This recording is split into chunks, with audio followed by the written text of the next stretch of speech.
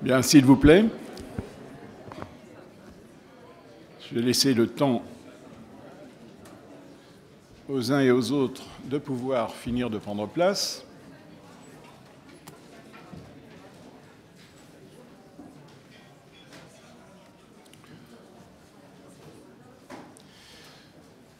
Eh bien, écoutez, bonjour à toutes et à tous. C'est pour moi un très grand plaisir et un grand honneur que de présider cette séance historique. Et donc, je vais commencer la séance en procédant à l'appel nominal des conseillers. Et ensuite, on pourra ouvrir la séance. Donc, je commence par l'appel nominal. Fathia Agoun. Parlez fort parce que, effectivement... Présente. Bon, moi-même ensuite, présent bien sûr. Jean-Pierre Barneau. Présent. Karine Bastier. Présente. Paul Bazin. Présent. Jacques-Alain Benisti. Présent. Où est-ce qu'il est? Je n'ai pas vu.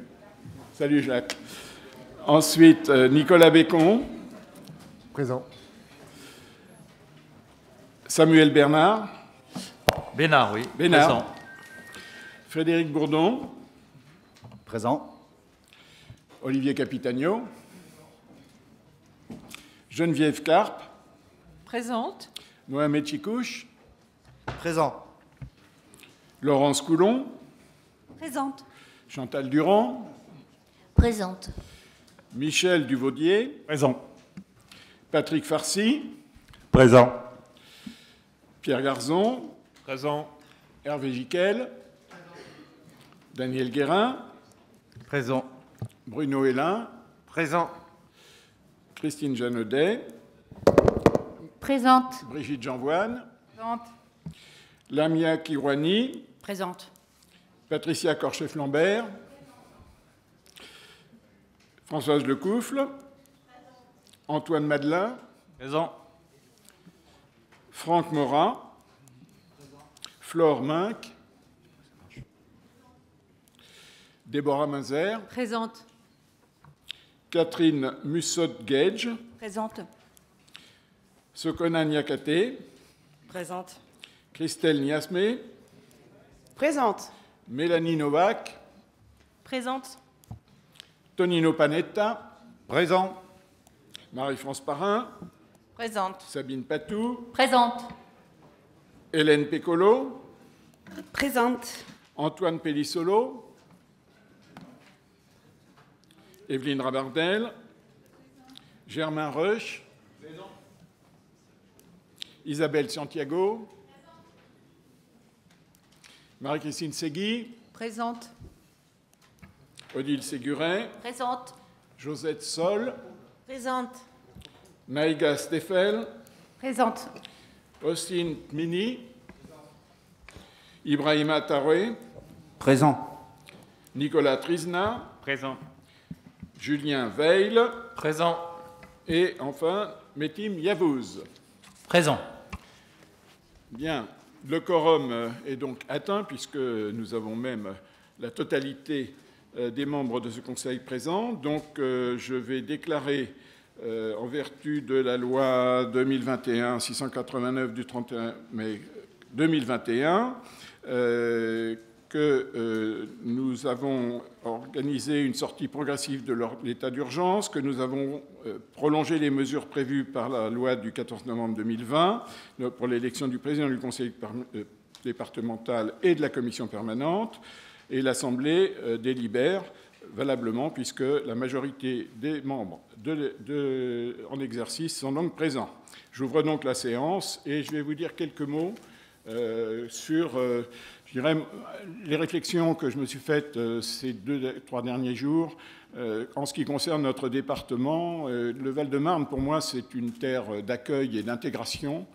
En 1968, lorsqu'il a été créé, le Val-de-Marne comportait près d'1,2 million habitants et il y existait de nombreuses cités d'urgence, Champigny, Sucy, Le Plessis, l'Abbé Pierre à l'époque, et 10 000 Portugais s'entassaient à Champigny dans des logements plus ou moins insalubres. Après-guerre, il avait fallu construire de grands ensembles pour reconstruire le pays, héberger sa population. Moi, j'avais 22 ans à cette époque-là. J'avais vécu à Montreuil-sous-Bois, rue du Progrès. C'était tout un symbole. J'avais subi le bruit des caravelles qui décollaient à Orly pendant mes études. J'étais pensionnaire en semaine à Tismons.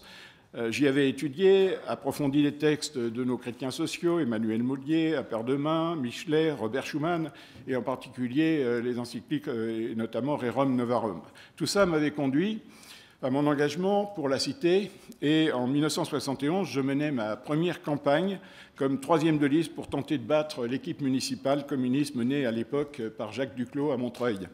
C'est à cette époque que j'ai connu des hommes comme René Nectou, Alain Griottret, Roland Nagesser, Michel Herbillon, et surtout rencontré Christian Cambon, avec qui j'ai noué dès cette époque une relation amicale et fidèle. Depuis nous partagions et partageons toujours les mêmes idées, les mêmes espoirs. En 1983, Jean-Marie Poirier me demande d'intégrer son équipe municipale pour m'occuper des finances, mission poursuivie ensuite avec Marie-Carole Sientu. C'était le début de la décentralisation pour les communes. À cette époque, nous avions encore des bâtiments préfabriqués, restes des cités d'urgence. Ces sortes de containers jaunes, je m'en souviens, hébergeaient nos services techniques et la mairie venait de racheter le château de Haute-Maison.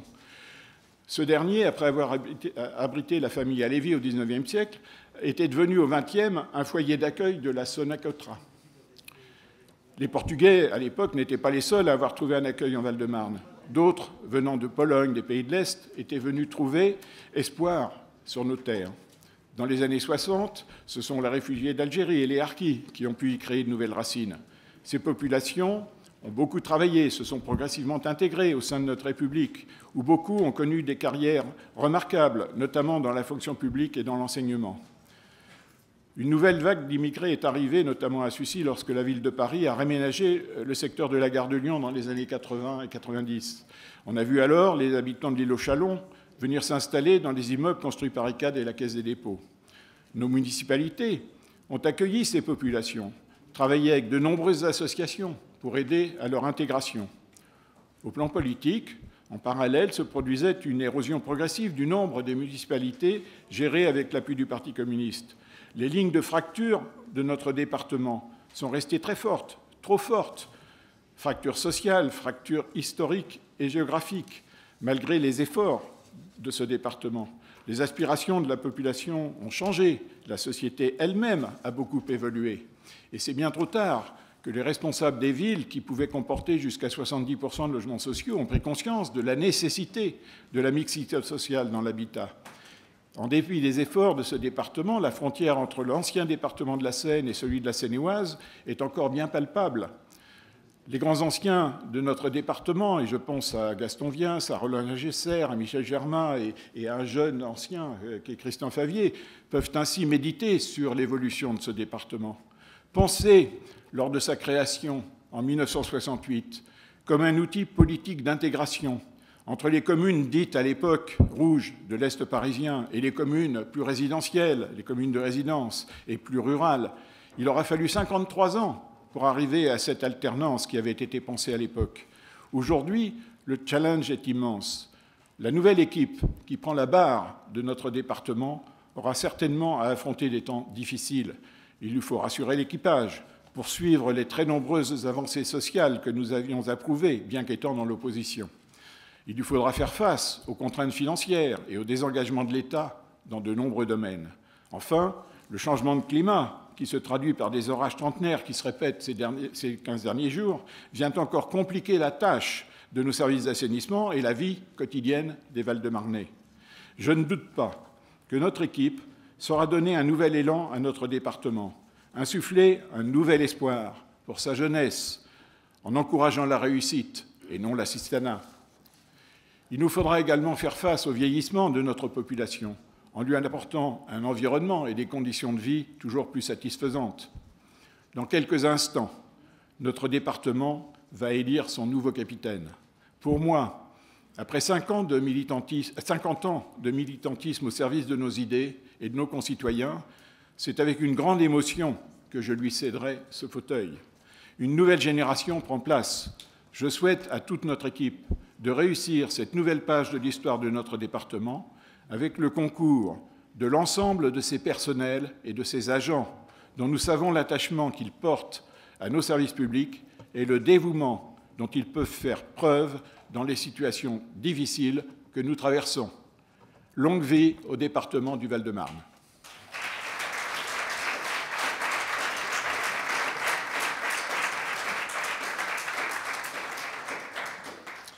Alors, je vais appeler maintenant le plus jeune conseiller de notre nouvelle équipe à venir à ma droite pour assurer les fonctions de secrétaire de la séance. Et j'appelle donc Monsieur Antoine Madelin.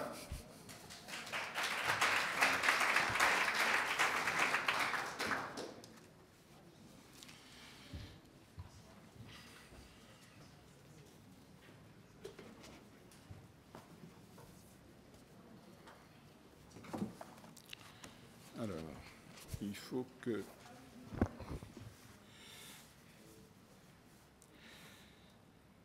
Nous allons maintenant procéder au tirage au sort de 2 scrutateurs qui viendront s'installer à côté de l'urne pour procéder au scrutin. Et donc, je vais ouvrir cette boîte et je vais demander à Antoine de me sortir 2 petits cartons. En voilà. Donc, Madame Sabine Patou.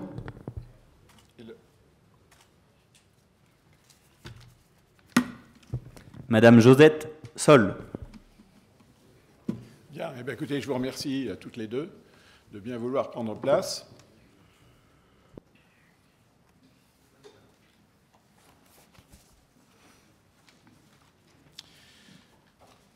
Alors, je vous rappelle que, conformément à l'article 3122.1 du CGCT, le président de notre Assemblée est élu à la majorité absolue des membres du Conseil départemental. Donc, je demande quelles sont les candidatures qui peuvent nous être présentées.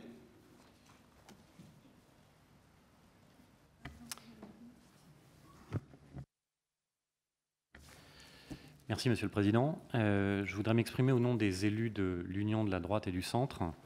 Tout d'abord, pour adresser un salut républicain à tous les candidats, heureux ou malheureux, à l'élection départementale, féliciter tous ceux qui sont là parmi nous aujourd'hui et saluer ceux qui ne le sont pas pour leur volonté d'engagement au service des Val-de-Marnais.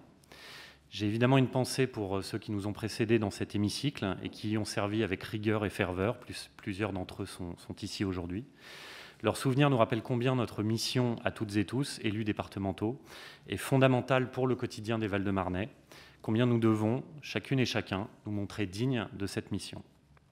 Je voudrais saluer également, par avance et par expérience, le professionnalisme de l'administration départementale, toujours là pour servir les Val-de-Marnais dans leur ensemble et qui aura, j'en suis sûr, à cœur de poursuivre cette mission. Notre Assemblée est appelée à élire un président. Celui que nous désignerons devra garantir la bonne tenue de nos débats, la régularité de nos délibérations, l'efficacité de leur mise en œuvre. Il faut pour cela une personne qui ait l'expérience de cette Assemblée et de son fonctionnement, la connaissance des missions de notre collectivité et de sa gestion, la capacité à fédérer nos volontés et mobiliser nos compétences pour servir les habitants de ce département. Et celui que nous désignerons devra bien sûr incarner le projet sur lequel se sont portés les suffrages d'une très large majorité de Val-de-Marnais, qui souhaitent que leur département simplifie la vie des familles, soutienne les projets économiques, sociaux, culturels, sportifs qui font vivre nos villes, qui s'engagent pour une écologie positive et qui défendent les valeurs de la République. Il faut évidemment pour cela quelqu'un qui a mûri ce projet et qui l'a porté devant nos concitoyens. Enfin, celui que nous désignerons devra, je crois, profondément aimer ce département et ses habitants. Nous sommes un échelon de proximité de l'action publique. Nos missions sont ancrées dans le quotidien de nos citoyens, du berceau à la maison de retraite. Il faut pour la diriger quelqu'un qui croit profondément que nous pouvons offrir un meilleur avenir, un meilleur quotidien au Val-de-Marnais. Nous, élus de l'Union de la droite et du centre, sommes convaincus que l'un d'entre nous présente les qualités humaines, les compétences professionnelles et la légitimité nécessaires à l'exercice de cette mission. J'ai l'honneur, Monsieur le Président, chers collègues, de proposer pour l'élection du président du Conseil départemental du Val-de-Marne la candidature d'Olivier Capitagno. Merci.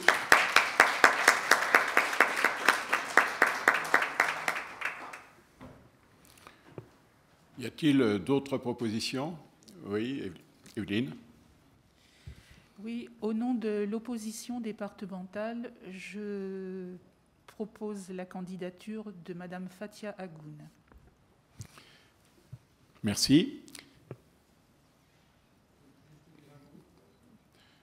Non, il n'y a pas de débat. Je suis désolé, mais il n'y a que la présentation des candidatures. Donc, c'est sans débat.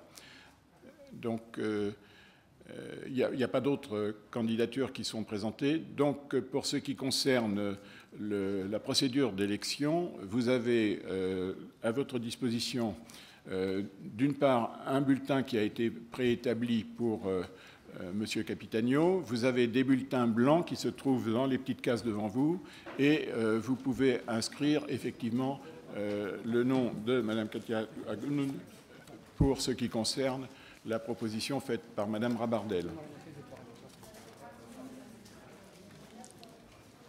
Merci. Je me suis trompé? Non, non. C'est bien Katia. Fathia Agoun. C'est bien Katia. Fathia. Alors également, je vous signale, si certains veulent passer dans un isoloir, il en existe un sur ma droite derrière, et donc vous pourriez, si vous en éprouvez le besoin, passer dans l'isoloir.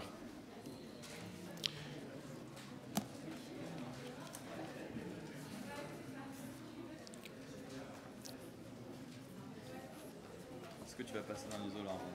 Non. Non. Attention, ton micro est ouvert.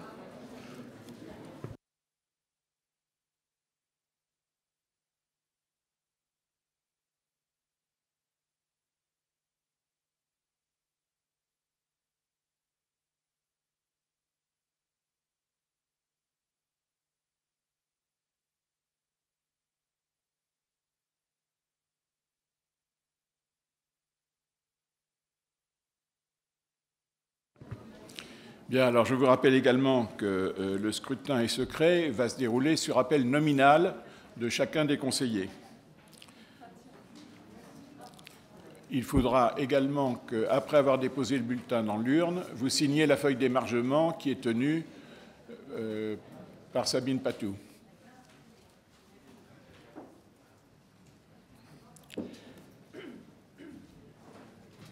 Je ne pense pas avoir vu de procuration, donc le problème ne se pose pas. Sinon, il conviendrait également de signer la feuille d'émargement au niveau de la procuration.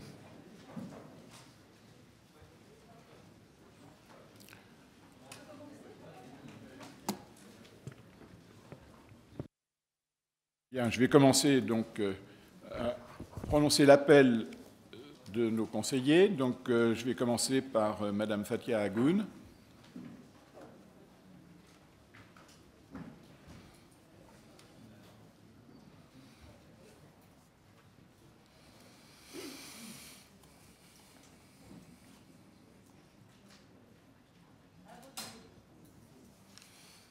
Bon, moi-même, Jean-Daniel Amsler.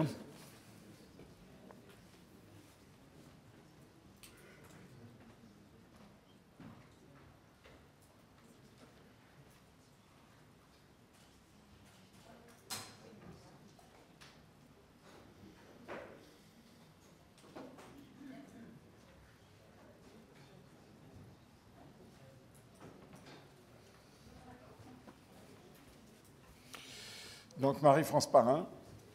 Ah, pardon, je vais trop vite. Jean-Pierre Barneau. On en avait sauté quelques-uns. Oui.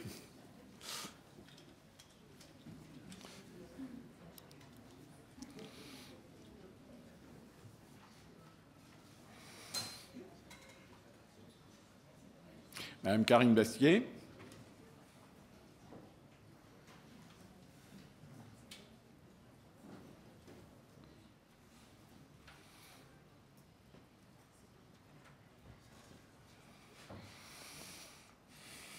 Monsieur Paul Bazin.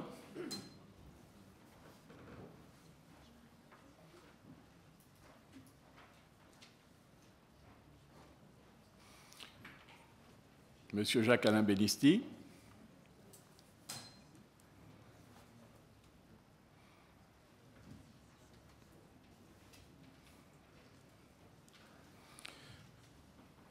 Monsieur Nicolas Bécon.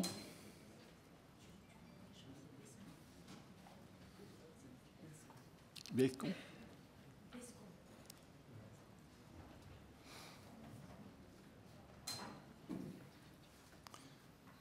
Monsieur Samuel Bénard.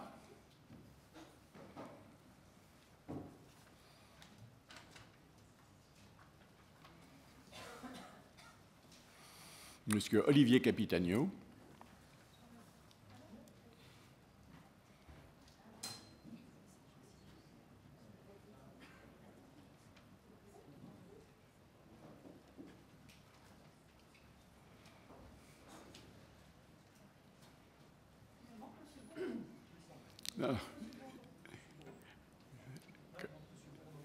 Il manque Monsieur Bourdon. Frédéric Bourdon.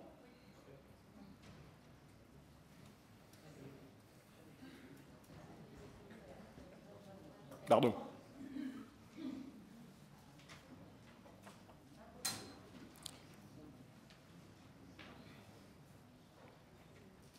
Monsieur Capitagno.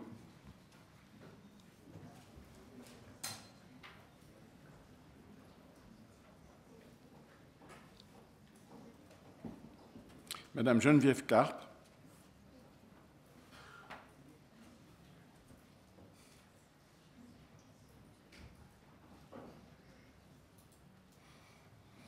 Monsieur Mohamed Tikouche.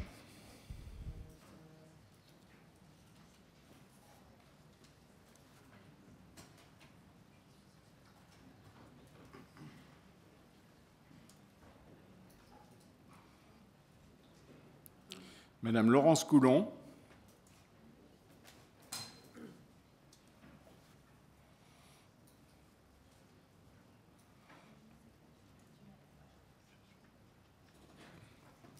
Madame Chantal Durand.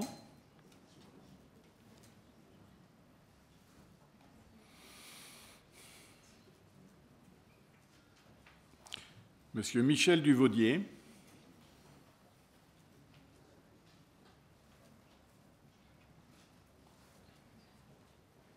Monsieur Patrick Farcy.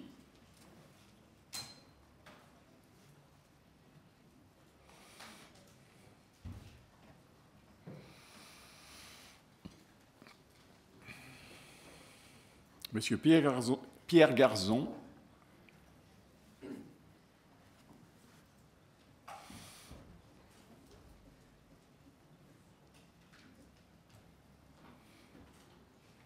Monsieur Hervé Giquel.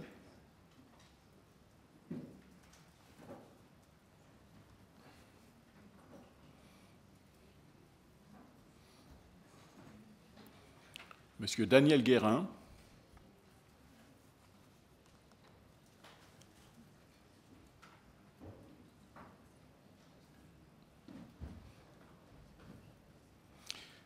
Monsieur Bruno Hélin. Est-ce qu'il est à gauche? Oui.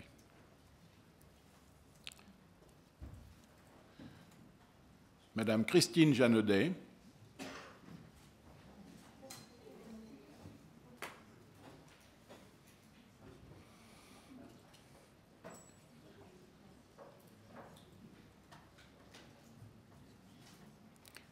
Madame Brigitte Jeanvoine.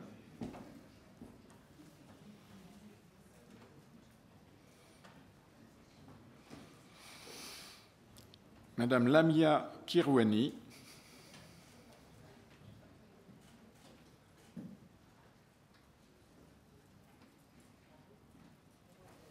Madame Patricia Corchef-Lambert.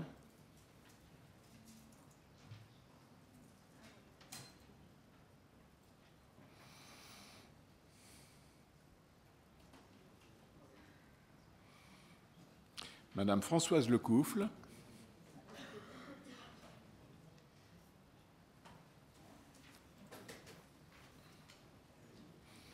C'est toi. Monsieur Antoine Madelin.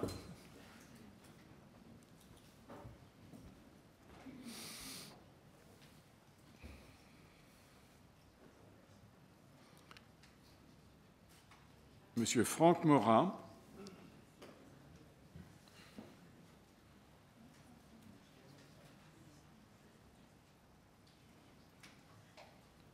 Madame Flore Minck.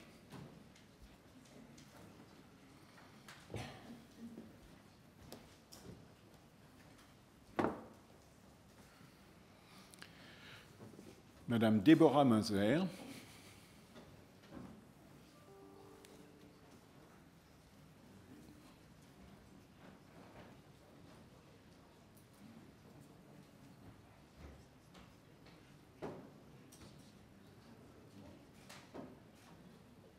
Madame Catherine Mussot-Gage.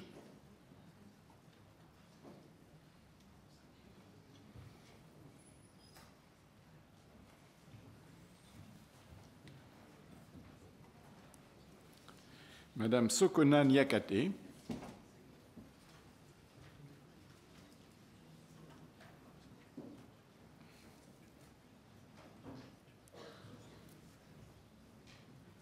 Madame Christelle Niasmé.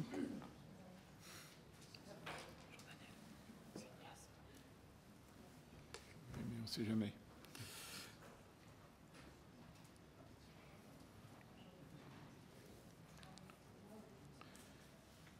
Madame Mélanie Novak.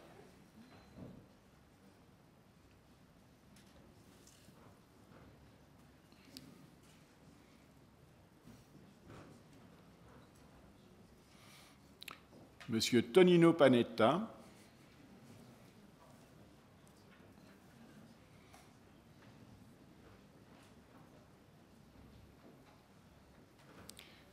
Madame Marie-France Parrain.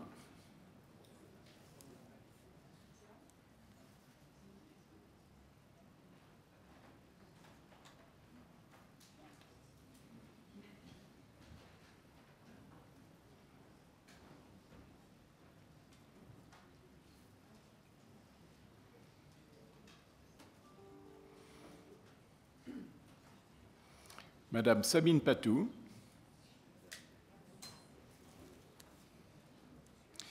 Madame Hélène Pécolo.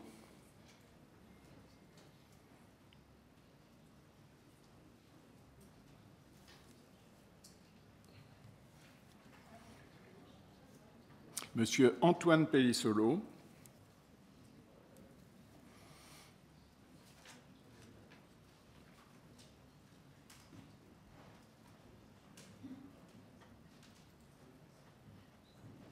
Madame Evelyne Rabardel.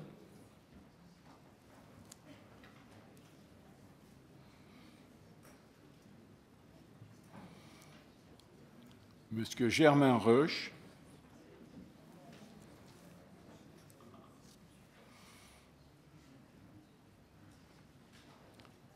Madame Isabelle Santiago.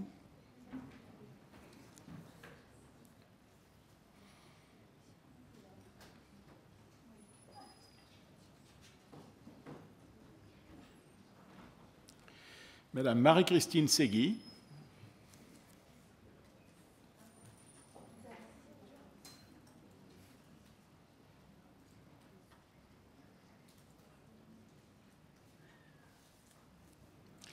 Madame Odile Séguret.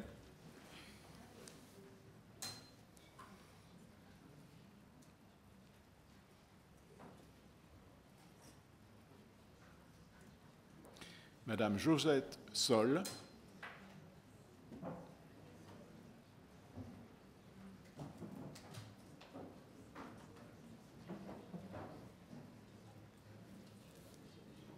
Madame Naïga Steffel.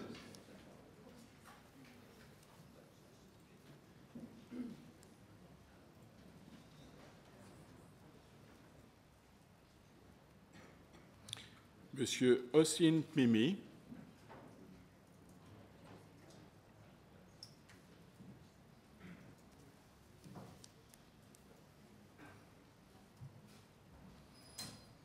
Monsieur Ibrahima Traoré.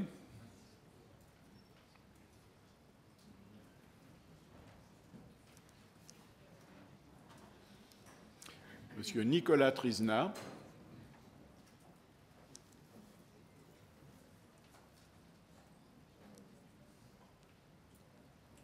Monsieur Julien Veil.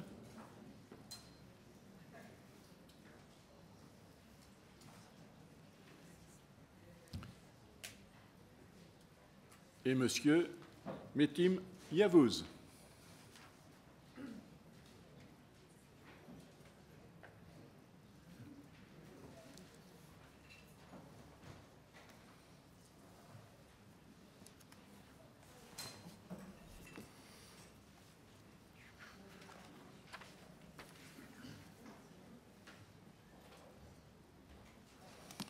Bien, je vais donc demander à nos deux scrutatrices de bien vouloir procéder au dépouillement des votes.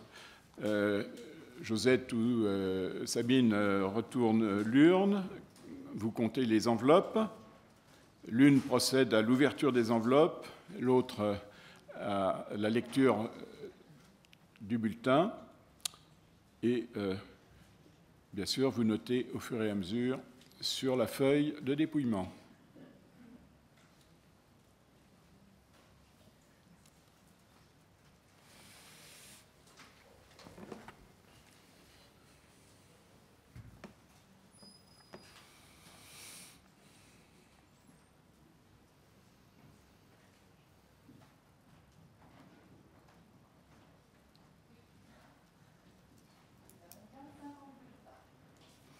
Allumez votre micro, peut-être. Bien, vous pouvez allumer le micro, effectivement. Alors, tu ouvres, j'ouvre un. Tu me le passes? Et tu marques ce qui marque. Alors, attends. Ou alors je note, comme tu veux. Voilà. Alors, je vais annoncer. Là. Ouais.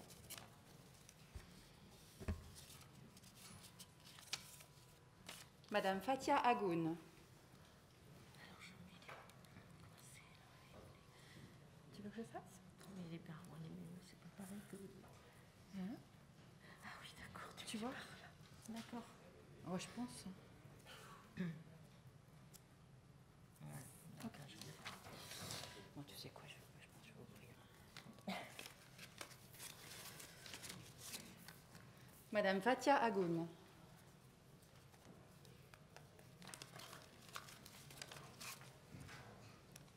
Madame Fathia Agoun.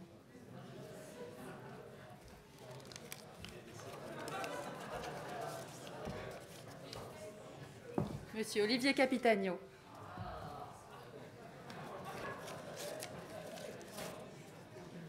Monsieur Olivier Capitagno.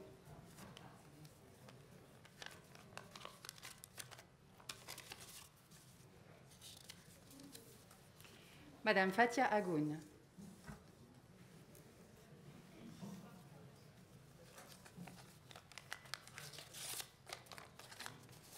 Monsieur Olivier Capitagno.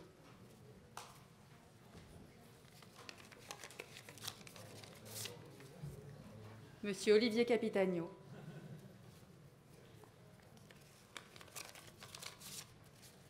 Monsieur Olivier Capitagno.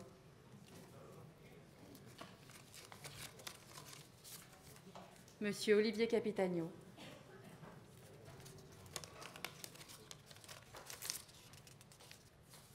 Monsieur Olivier Capitagno.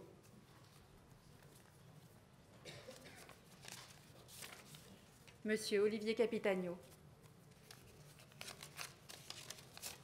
Monsieur Olivier Capitagno. Si c'est bon. Monsieur Olivier Capitagno. On est à 10. Hein.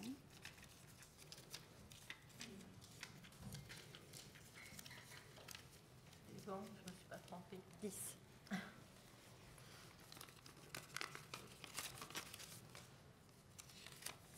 Madame Fathia Agoun. Monsieur Olivier Capitagno.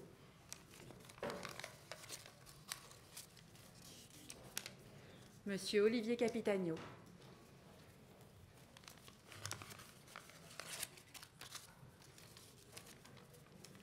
Monsieur Olivier Capitagno. Monsieur Olivier Capitagno. Madame Fathia Agoun. Madame Fathia Agoun.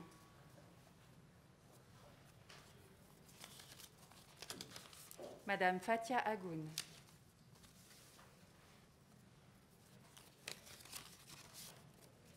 Madame Fathia Agoun.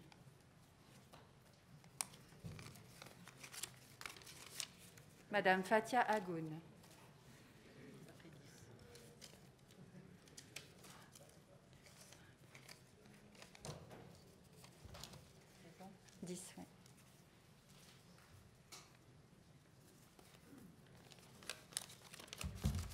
Ouais. Madame Fathia Agoun.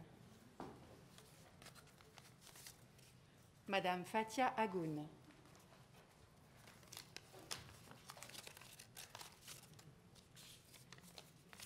Madame Fathia Agoun. Monsieur Olivier Capitagno. Monsieur Olivier Capitagno.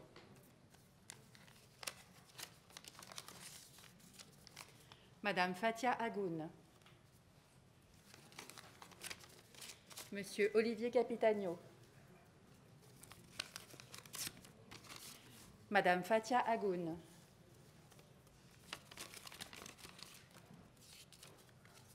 Monsieur Olivier Capitagno.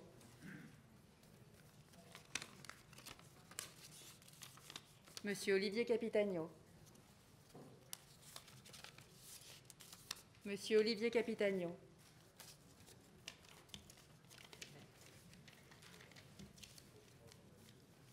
Pas.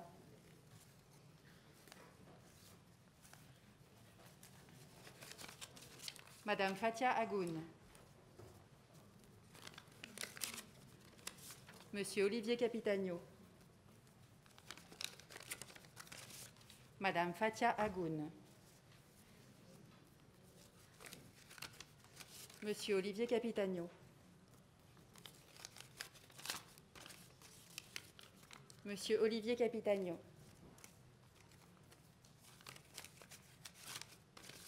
Madame Fathia Agoun.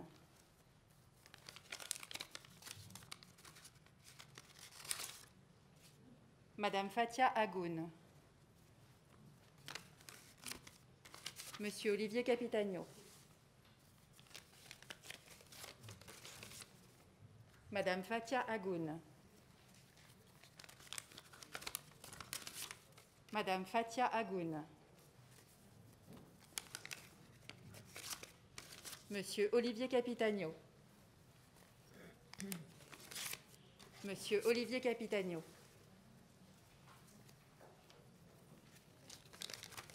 Monsieur Olivier Capitagno.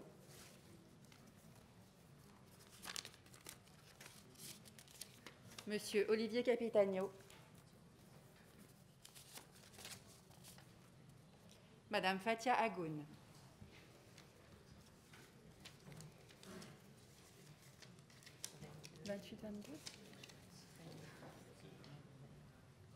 Monsieur Capitagno recueille 28 voix. Madame Agoun, 22 voix.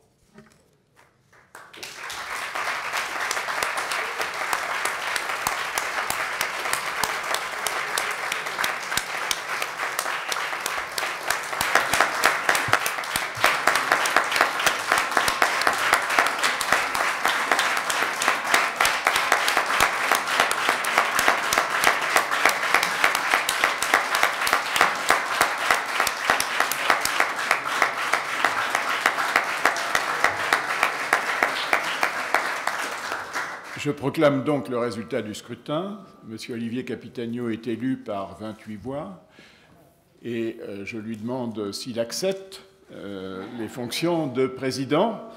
Et donc, Olivier. Oui, je l'accepte volontiers, mon cher Jean-Daniel. Eh bien, écoute, je vais avec plaisir te céder ce fauteuil. Je pense, je ne suis pas sûre, mais je... Ok.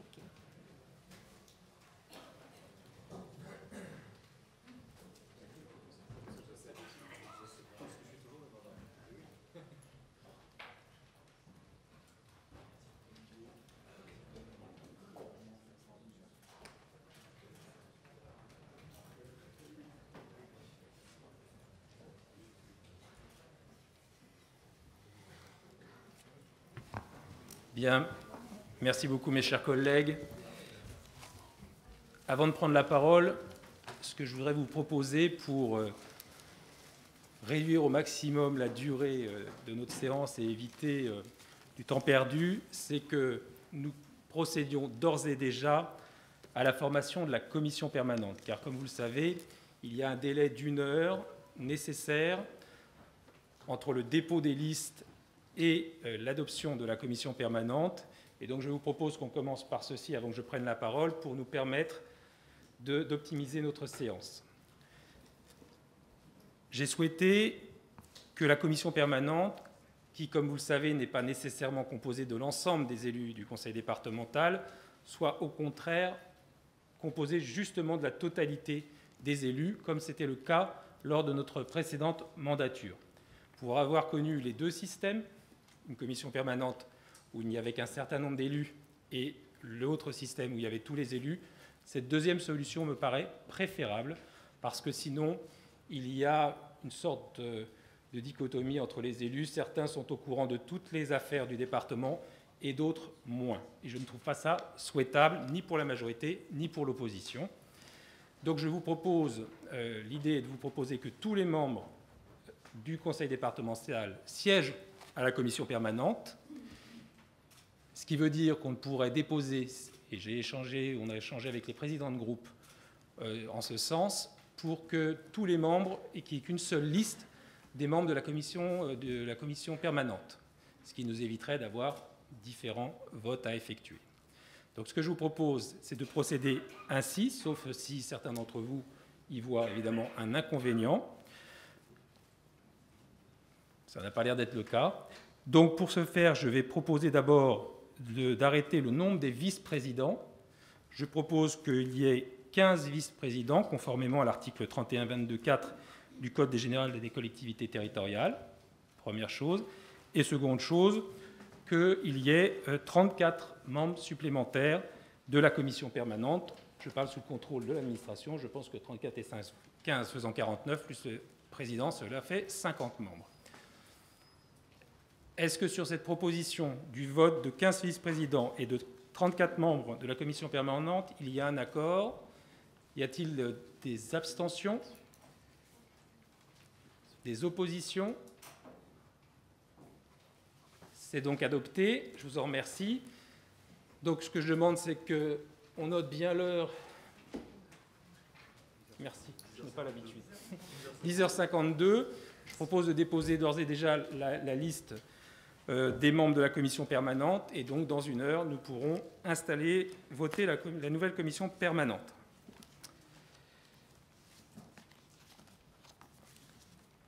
Bien, mes chers collègues, je tiens tout d'abord à vous exprimer mon immense reconnaissance pour le témoignage de confiance que vous venez de me manifester en m'élisant à la présidence du conseil départemental du Val-de-Marne. Je mesure vraiment l'honneur qui m'est fait.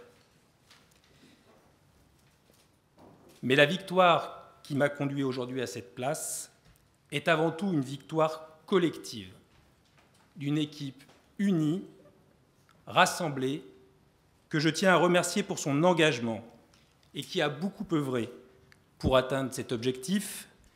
C'est le sens premier que je veux donner à mon élection. Je tiens aussi à remercier chaleureusement notre doyen d'âge, Jean-Daniel Absler, qui a présidé le début de cette séance particulièrement marquante de notre Assemblée. Il l'a fait avec talent, mais c'est vrai qu'il a déjà eu l'expérience de cette mission il y a quelques années, mon cher Jean-Daniel. Je remercie également Antoine Madelin, le nouveau benjamin de notre Conseil, pour son concours lors de ce vote solennel, ainsi que nos deux scrutatrices, Sabine Patou et notre collègue Josette Sol. Je tiens à adresser mes félicitations républicaines à tous les conseillers départementaux qui ont été élus ou réélus dimanche dernier, qu'ils soient membres de la nouvelle majorité ou de l'opposition, en particulier pour celles et ceux qui siègent aujourd'hui pour la première fois et qui garderont forcément ce jour gravé dans leur mémoire. En ce jour si particulier pour notre département du Val-de-Marne, je tiens à remercier sincèrement toutes les personnalités qui nous honorent de leur présence et qui partagent avec nous le moment mémorable que nous sommes en train de vivre. Et vous comprendrez que je cite en premier mon prédécesseur, Christian Fervé, qui a été président de notre conseil départemental pendant près de 20 ans.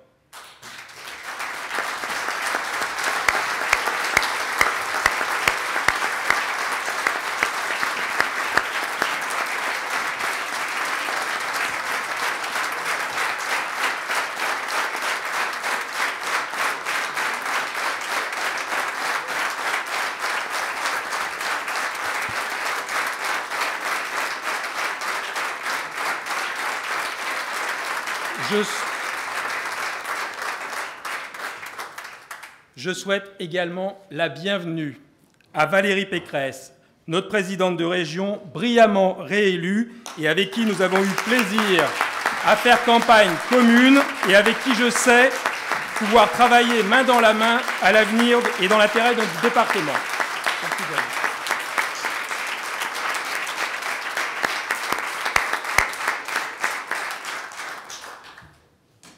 Je salue également la présence de Patrick Ollier, président de la métropole du Grand Paris, qui m'a d'ores et déjà assuré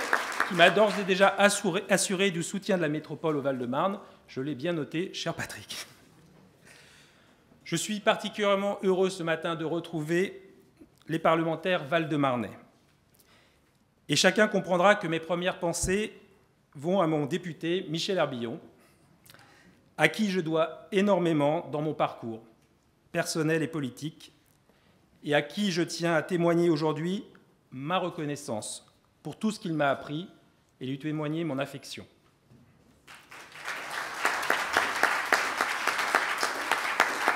Je remercie également Christian Cambon, le sénateur du Val-de-Marne, président de la Commission des Affaires étrangères, de la Défense et des Forces armées du Sénat, dont le soutien ne m'a jamais manqué et qui a toujours été un ardent militant de l'Union. Je veux saluer aussi tout particulièrement la présence de nos amis sénateurs, Laurent Lafont, président de la Commission des Affaires culturelles du Sénat, Catherine Procaccia, mais aussi Pascal Savoldelli, qui connaissent d'ailleurs tous les deux fort bien le conseil départemental et avec qui j'ai siégé ici avec plaisir pendant des années. Je salue également la présence de la sénatrice Laurence Cohen, qui est à nos côtés ce matin, et notre ami député Gilles Carrez, qui est à nos côtés pour cette journée historique. Je sais également être l'interprète de l'ensemble des membres du Conseil pour remercier tous les maires, très nombreux, conseillers régionaux et élus du Val-de-Marne, ainsi que les personnalités de la société civile qui nous font l'honneur de leur présence ce matin. Je leur demande sincèrement de me pardonner de ne pas pouvoir tous les citer, mais encore une fois, nous sommes particulièrement sensibles à leur présence.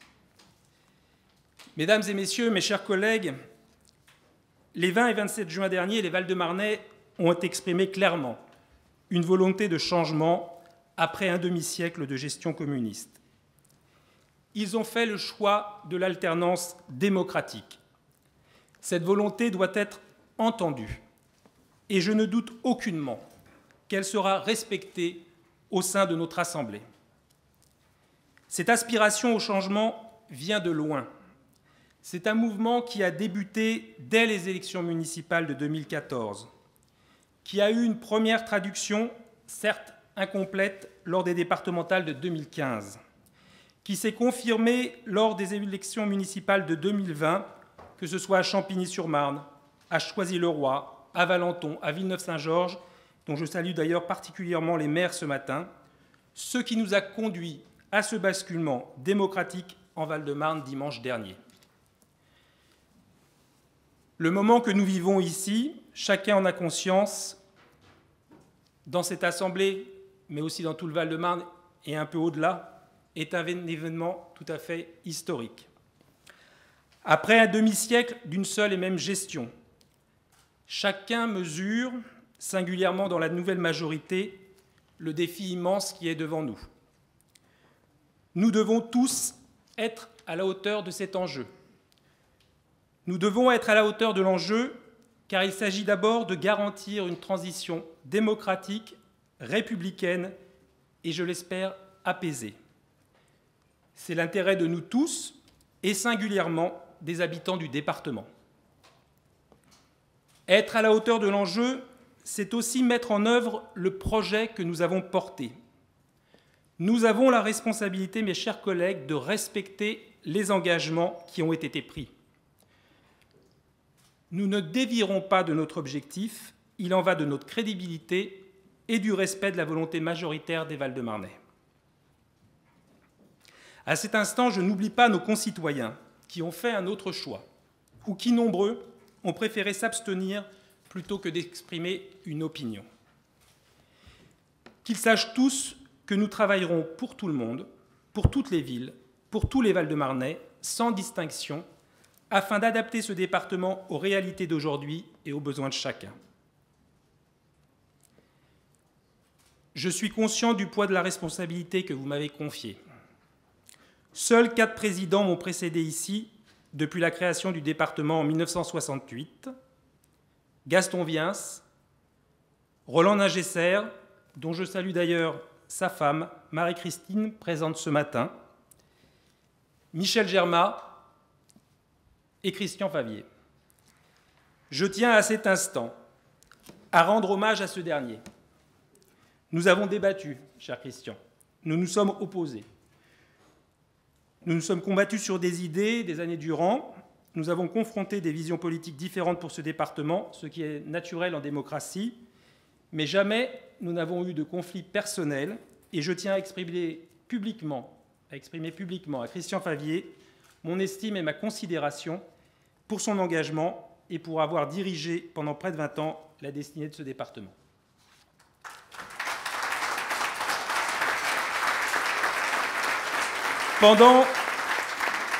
Pendant des années, lorsque nous étions dans l'opposition, nous nous sommes efforcés d'être constructifs, prêts à dépasser les clivages quand l'intérêt général des Val-de-Marnais le nécessitait.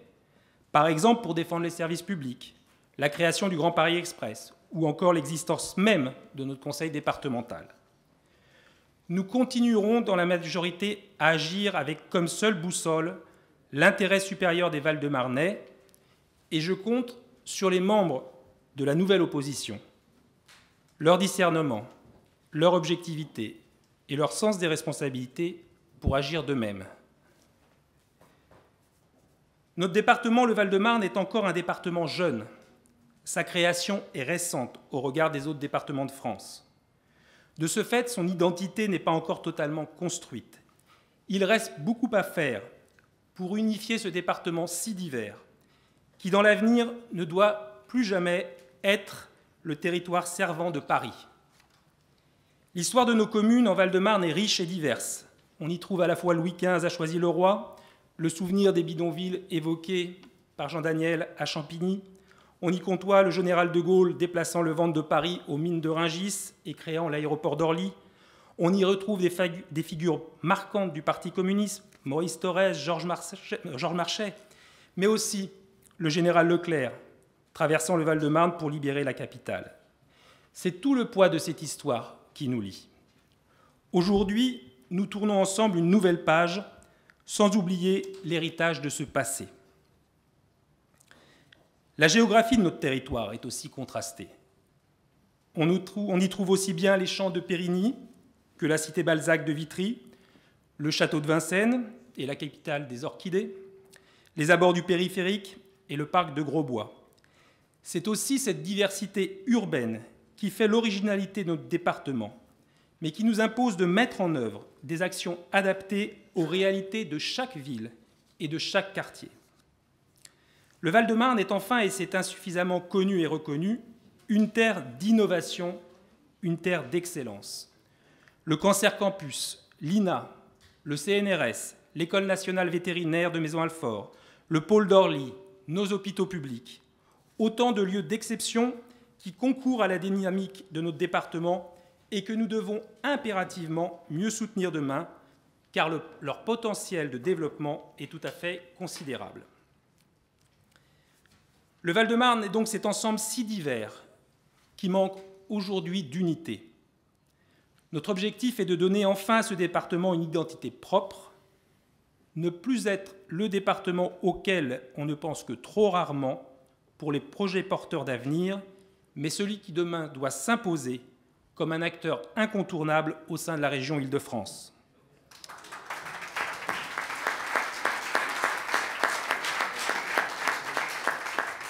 Le mouvement de renouveau que nous voulons incarner, nous ne pouvons l'envisager qu'avec toutes les forces vives de notre département, et je pense en particulier aux agents de notre collectivité. Je sais l'attachement des 8000 agents territoriaux du Conseil départemental au service public. Avec toutes celles et tous ceux qui ont déjà siégé dans cette Assemblée, nous avons pu mesurer leur motivation et leur sens des responsabilités. Les Val-de-Marnais apprécient leur action. Et d'ailleurs, ils ont pu constater une nouvelle fois leur totale implication lors des épisodes météorologiques récents ou plus encore lors de la dernière crise sanitaire que nous vivons. En tant que nouveau président du conseil départemental, je veux les en remercier. D'aucuns ont voulu leur faire peur quant aux conséquences pour eux de notre arrivée aux affaires. Je tiens à cet instant à les rassurer. Je suis, comme mes collègues, comme tous mes collègues, attaché au service public et à ceux qui le servent. Je suis également attaché aux valeurs qui fondent le service public, aux valeurs qui sont les siennes. Le sens de l'intérêt général, la neutralité, l'égalité de traitement, la continuité du service et la loyauté. C'est sur ces fondements et le respect de ces valeurs du service public que la nouvelle équipe d'élus en charge de notre département pourra travailler efficacement et en confiance avec tous les membres de l'administration départementale pour mettre en œuvre notre projet, celui qui a été choisi démocratiquement par les Val-de-Marnais. Notre objectif principal, celui qui guidera toute notre action, est de faire demain du Val-de-Marne la référence en matière de qualité de vie dans notre région. L'objectif peut paraître certes ambitieux, mais il est réalisable et dès aujourd'hui, nous commencerons à travailler dans ce seul but.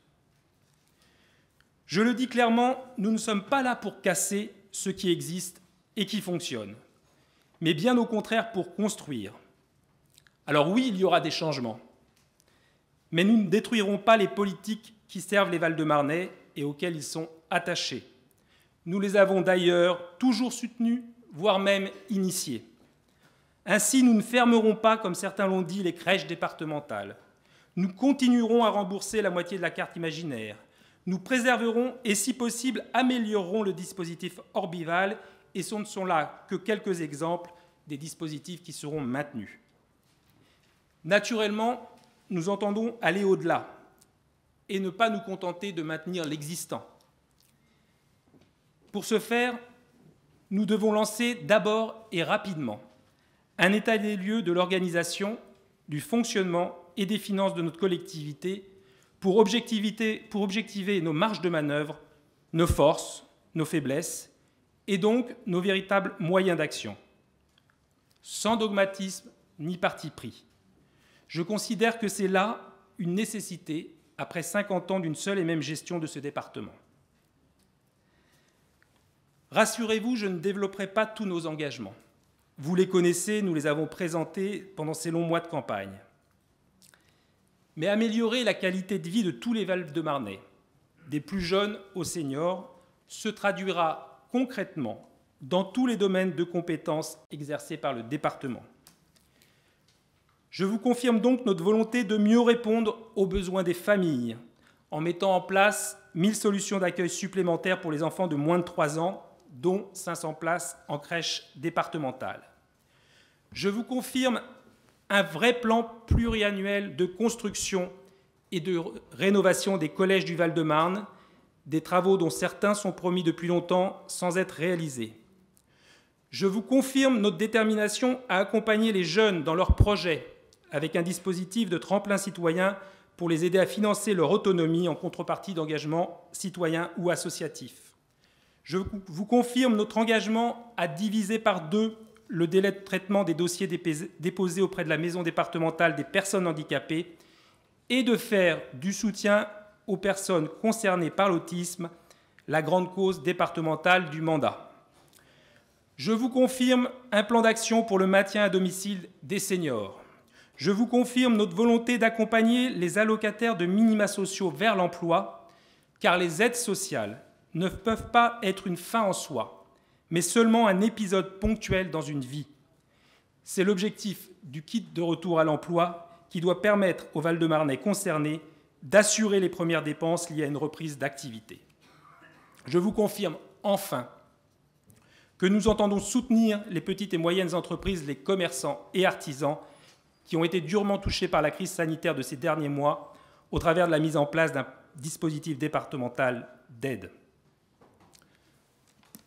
Au-delà de ces compétences directes, l'amélioration de la qualité de vie pour tous nécessitera que notre département s'investisse davantage dans certaines compétences.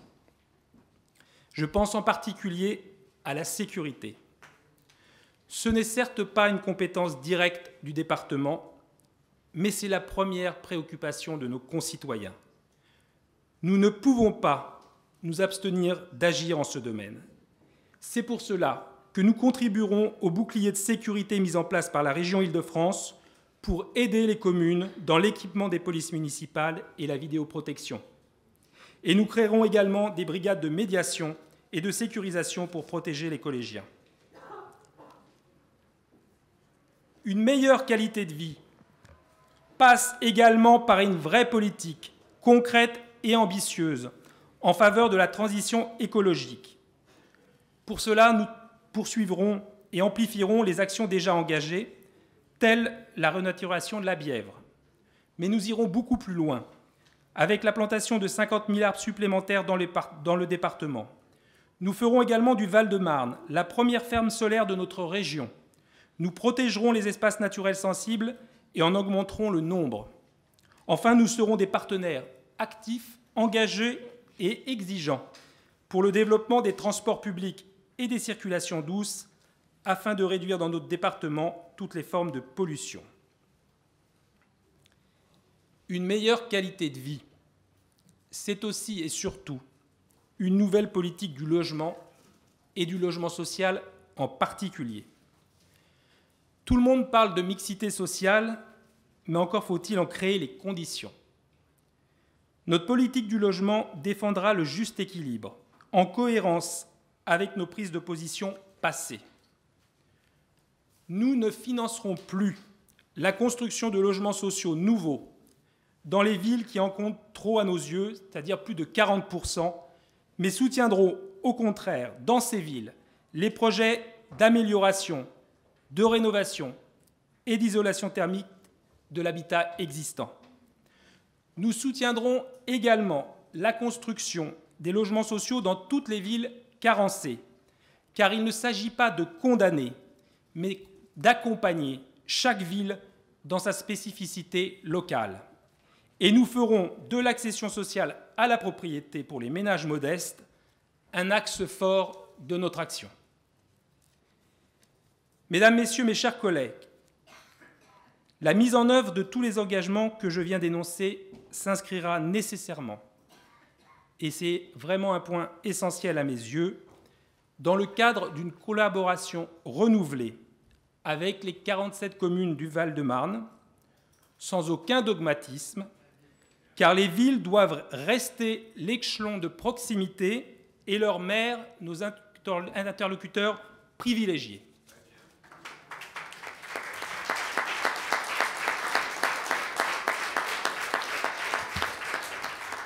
Je sais enfin que je pourrai compter sur une équipe d'élus solides, compétentes, ayant l'expérience de la gestion des collectivités.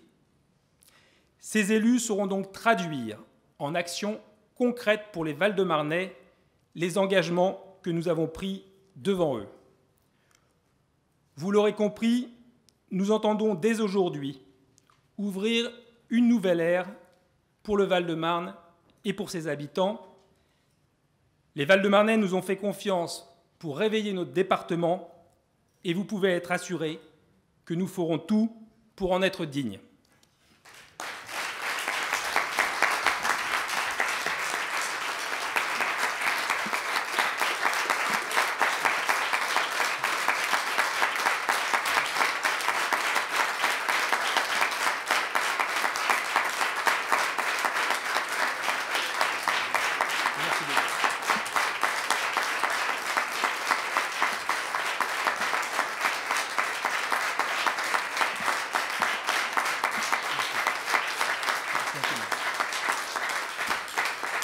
Merci infiniment. Y a-t-il peut-être des prises de parole? Madame Agoun. Merci. Monsieur le Président, chers collègues, tout d'abord, permettez-moi de saluer l'élection de Monsieur Olivier Capitagno. Notre groupe Val-de-Marne en commun, Parti communiste français et citoyens et citoyennes, est profondément attaché aux valeurs de la République et prend acte des résultats du second tour des élections départementales.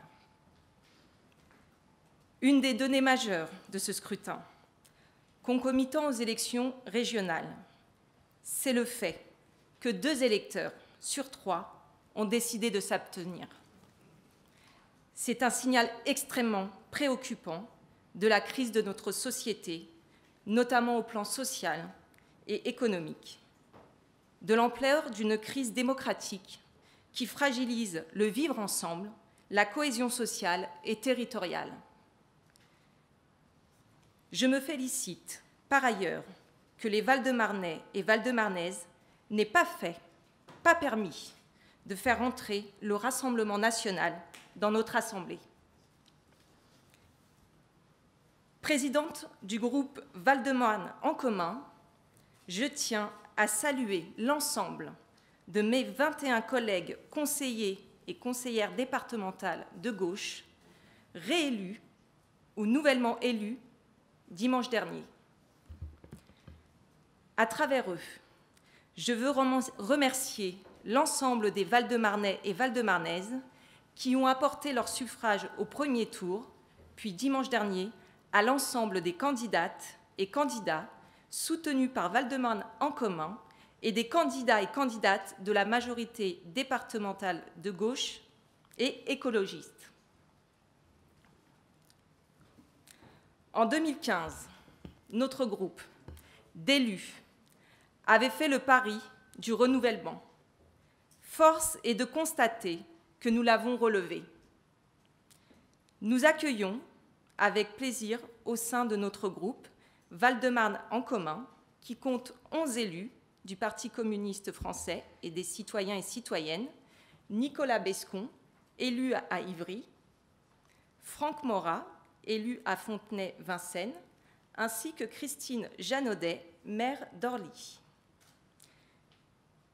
Je tiens à saluer et à remercier les élus de notre groupe qui avaient décidé de ne pas se représenter. Marie Kennedy, Corinne Barre, Nathalie Diner, Gilles Saint-Gall, Didier Guillaume et Pascal Savoldelli. Nous sommes fiers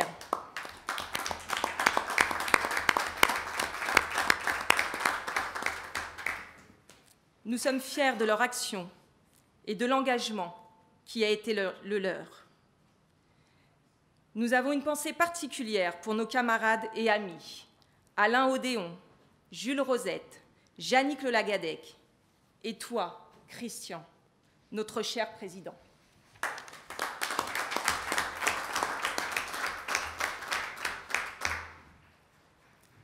Avec un message particulier pour celui qui aura présidé notre groupe, mon ami Pascal Savoldelli.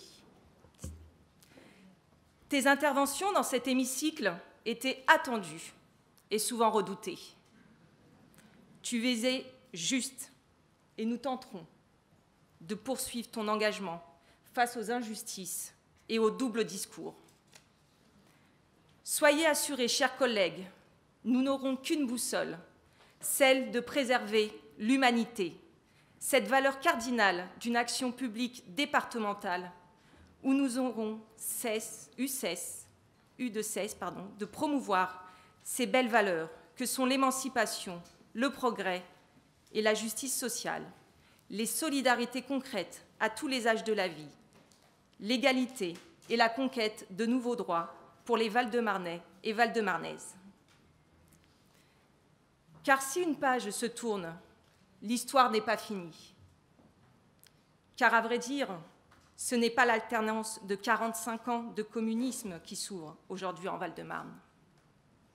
C'est d'ailleurs avec une certaine gravité que je tiens à dire à mes chers collègues que de très nombreux et nombreuses sont les Val-de-Marnais et Val-de-Marnaises, qui ont été très affectés par une débauche de coups bas et d'un anticommunisme qu'on croyait révolu. Pour nombreux d'entre elles et d'entre eux, le Val-de-Marne n'est ni à prendre ni à vendre. Ma première pensée est pour les Val-de-Marnais et Val-de-Marnaises.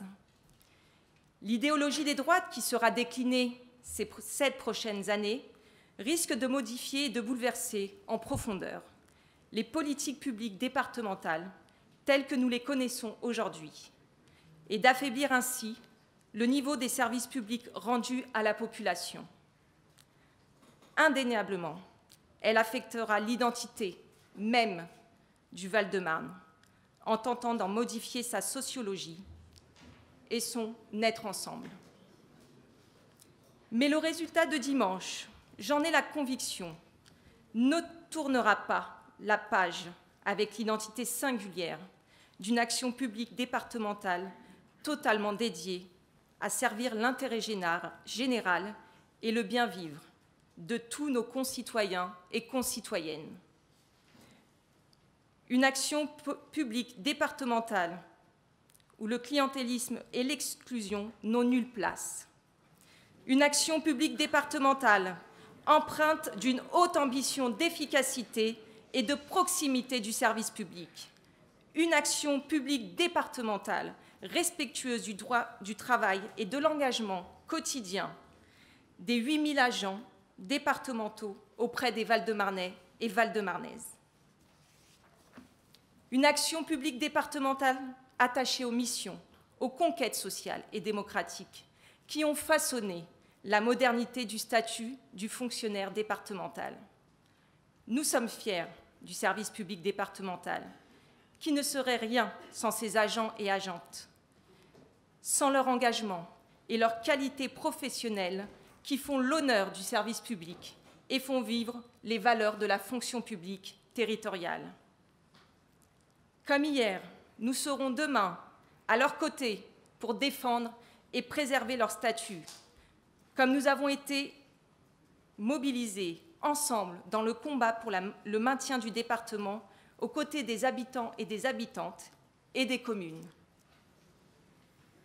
Une action publique départementale qui, depuis 1976, sous la conduite de ses présidents successifs, Michel Germain, puis Christian Favier depuis 2001, aura durablement contribué à façonner un Val-de-Marne, dont l'attractivité, le dynamisme et l'innovation de ses politiques publiques sont appréciés et unanimement reconnus au point d'être bien souvent cités et reprises en exemple. Ces politiques publiques originales sont une richesse, un bien commun, plébiscité par les habitants et les habitantes et de nombreux maires de toute sensibilité. Nous saurons les défendre et rappeler leur parentalité inaliénable. À ce stade de mon propos, j'ai un mot particulier à adresser et j'ai l'intime conviction qu'il est unanimement partagé en Val-de-Marne, auprès des forces vives de notre département, comme bien au-delà. J'ai un mot particulier pour toi, Christian Favier, Monsieur le Président, le camarade, l'ami. Christian, tu as consacré 2 décennies de ta vie au département du Val-de-Marne et bien plus encore aux Val-de-Marnais et Val-de-Marnaises. Je tiens à saluer ton engagement, ton intégrité morale, ta probité, ton exemplarité et ton courage. Nous sommes nombreux et nombreuses à avoir beaucoup appris à tes côtés. Tu es un homme politique d'une grande envergure. Tu as toujours eu le sens de la mise en commun de toutes les énergies et de toutes les intelligences. Ton engagement pour les Val-de-Marnais et les Val-de-Marnaises force le respect. Toi qui refuses les compliments, tu en mérites pourtant tellement. Personne ne pourra s'emparer, personne ne pourra détruire tout ce que tu as apporté aux autres, au Val-de-Marne et au plan national. Il est impossible de résumer ton action en quelques mots.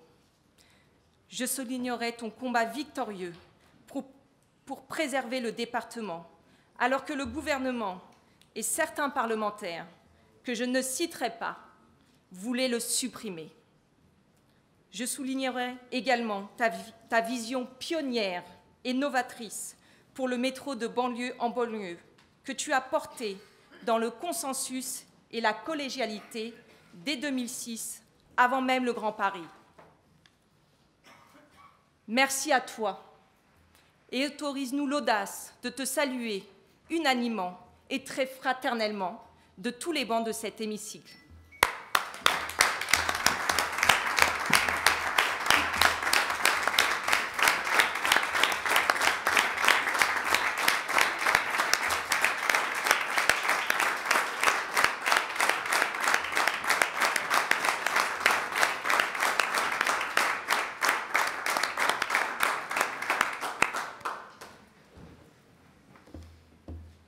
Durant la mandature qui s'ouvre à nous, les Val-de-Marnaises et Val-de-Marnais pourront compter sur les élus de notre groupe pour soutenir leur lutte, pour dénoncer tout recul des services publics locaux ou d'État, pour arracher un plan d'urgence en faveur de l'éducation, pour obtenir un moratoire sur les fermetures de services et de lits dans nos hôpitaux, pour porter un projet de société alternatif à celui du chacun pour soi et de l'argent roi.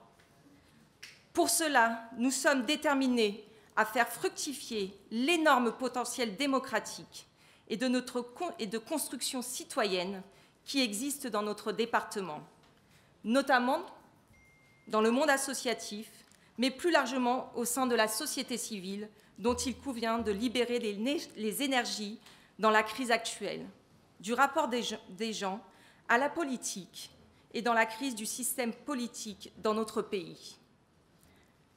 Nous demeurerons également très combatifs pour exiger que les collectivités territoriales disposent des moyens financiers nécessaires à leur mission de service public afin qu'elles puissent poursuivre un haut niveau d'investissement indispensable à l'aménagement du Val-de-Marne et à l'emploi.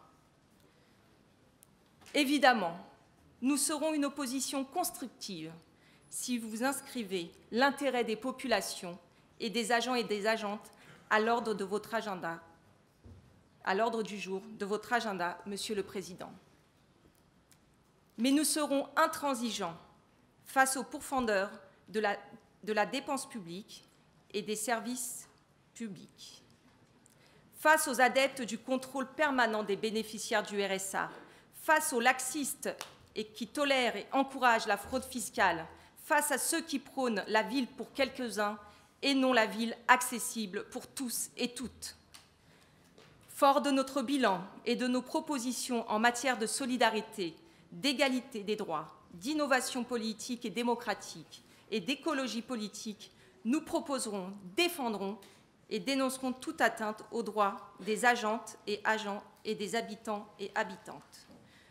Nous sommes donc le groupe d'élus, d'expérience et de combat sur lequel les Val-de-Marnais et Val-de-Marnaises et les agents et agentes départementaux pourront compter. Je suis fière d'être à la tête de ce groupe d'élus qui, à l'image du Val-de-Marne, est divers, dynamique, déterminé, résolument tourné vers l'avenir. Notre groupe est une équipe soudée, bien décidée à continuer d'œuvrer au service du Val-de-Marne et de tous ses habitants et habitantes, dans une opposition départementale de la gauche et des écologistes, diverses mais résolue, c'est mon vœu le plus cher à rester unis, combatifs et extrêmement fiers d'un très riche bilan. Enfin, je veux assurer l'ensemble des Val-de-Marnais et Val-de-Marnaises, des forces de progrès, la jeunesse, de notre détermination à agir à leur côté. Je vous remercie.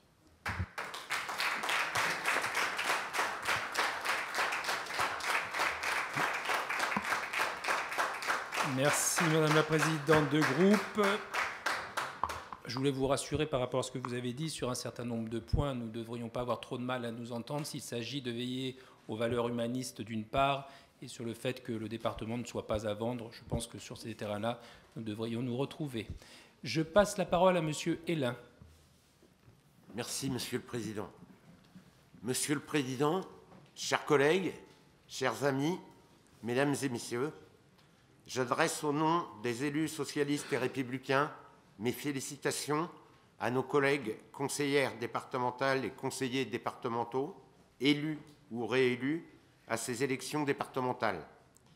Je veux saluer amicalement celles et ceux de nos collègues de toute sensibilité qui ne siégeront plus parmi nous et avec lesquels nous avons travaillé, avec les services départementaux que je remercie de leur mobilisation et de leur engagement pour être utiles à tous nos concitoyens.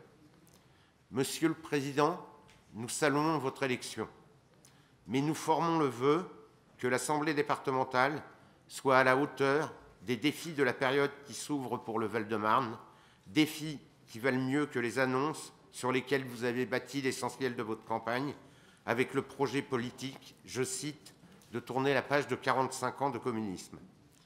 Cette page se tourne en effet, mais le livre s'est-il refermé? Aussi, je veux, chers collègues, rendre ici l'hommage des élus socialistes et républicains à l'action, au travail et aux qualités de notre ami Christian Favier, qui a présidé en responsabilité toutes ces années au service du département, et bon nombre d'entre nous ont toujours été très heureux de travailler avec lui à ses destinées. Mais si une page s'est tournée, si un livre s'est refermé, nous sommes venus ici vous dire aujourd'hui que les élus socialistes et républicains seront bien évidemment attentifs à ce que la bibliothèque résiste, c'est-à-dire que nous serons vigilants et à ce que toutes les politiques publiques de solidarité que nous sommes fiers d'avoir contribué à construire depuis plus de 40 ans pour les Val-de-Marnaises et les Val-de-Marnais, avec notre majorité de gauche et écologiste, ne soient jamais remises en cause. D'abord, parce que ce serait une erreur politique de croire, mes chers collègues, notamment au vu de la très faible participation des électeurs, ici comme ailleurs, que ces élections auraient exprimé clairement la volonté d'un nouveau rapport de force dans ce département. Nous pensons même que si les électeurs dans leur ensemble ont exprimé un souhait à l'occasion de ces élections, c'est bien aussi de celui de voir s'inscrire durablement dans nos territoires des politiques sociales et écologiques dont nous sommes les premiers défenseurs. Nous voulons exprimer ici avec mes collègues notre fierté d'avoir défendu des politiques publiques de justice sociale utiles à nos concitoyens. Vous l'avez dit dans votre discours, mais nous préférons le rappeler. Effectivement, nous avons contribué à la politique de construction et de réhabilitation des collèges. Nous avons initié Ordival. Nous avons accompagné le début de la dotation informatique des collèges que le département a maintenu là où l'État s'était retiré. Avec Améthyste pour les retraités et les personnes handicapées ou encore Philival, avec notre politique d'accueil de la petite enfance et l'objectif que nous avons collectivement porté des 500 places au précédent mandat, avec l'accompagnement sans faille des acteurs associatifs, culturels et sportifs, ainsi que les structures de proximité dans les quartiers en politique de la ville, quand là encore, la puissance publique s'était enfin et peu à peu retirée, avec nos politiques de prévention de l'enfance, de prévention spécialisée d'accompagnement des jeunes, d'accueil des mineurs accompagnés, ceux que l'extrême droite et une partie de la droite rendent responsables de tous les maux de la société. Et d'ailleurs, je salue à cette occasion le travail porté à l'Assemblée hier soir par notre collègue Isabelle Santiago, avec nos politiques en faveur de l'autonomie, avec un travail sans précédent qui a été fourni sous la précédente mandature. Enfin, avec les politiques en faveur de l'environnement, du cadre de vie et de la nature en ville, ici en Val-de-Marne, nous n'avons pas attendu que la transition écologique soit à juste titre au cœur des préoccupations de nos concitoyens pour en faire une priorité transversale à l'ensemble de nos politiques publiques et de nos services publics. Avec la lutte contre le réchauffement climatique, comme nous l'avons fait tant ces dernières années, notamment en créant les espaces naturels sensibles et nous comptons bien, comme vous l'avez dit, à ce qu'ils augmentent, en favorisant la biodiversité et en faisant renaître la Bièvre. Enfin, avec les politiques de lutte contre les discriminations, toutes les discriminations, de lutte contre les violences faites aux femmes, pour l'égalité femmes-hommes ou encore pour la dignité que nous sommes fiers d'avoir portée ici collectivement autour de notre collègue Fathia Agoun, dont je salue l'engagement pour lui dire que nous allons continuer ensemble avec les élus de son groupe et nous les autres élus de défendre ici les valeurs qui nous sont communes. Mes chers collègues, pour nous, élus socialistes et républicains, s'opposer, ce sera aussi proposer. Et cela je vous remercie. Et cela se concrétisera par une attitude vigilante. Partout où nous penserons que les politiques publiques, vous l'avez dit, ne seront pas déconstruites, mais nous préférons voir les choses en œuvre et nous serons effectivement vigilants, comme je le dis et je le répète. À ce propos, nous avons été un certain nombre à être particulièrement surpris et même choqués, Monsieur le Président, de lire dans une interview à la presse régionale, lorsque vous présentiez votre programme aux côtés de Madame Pécresse, que je salue également puisqu'elle est ici parmi nous.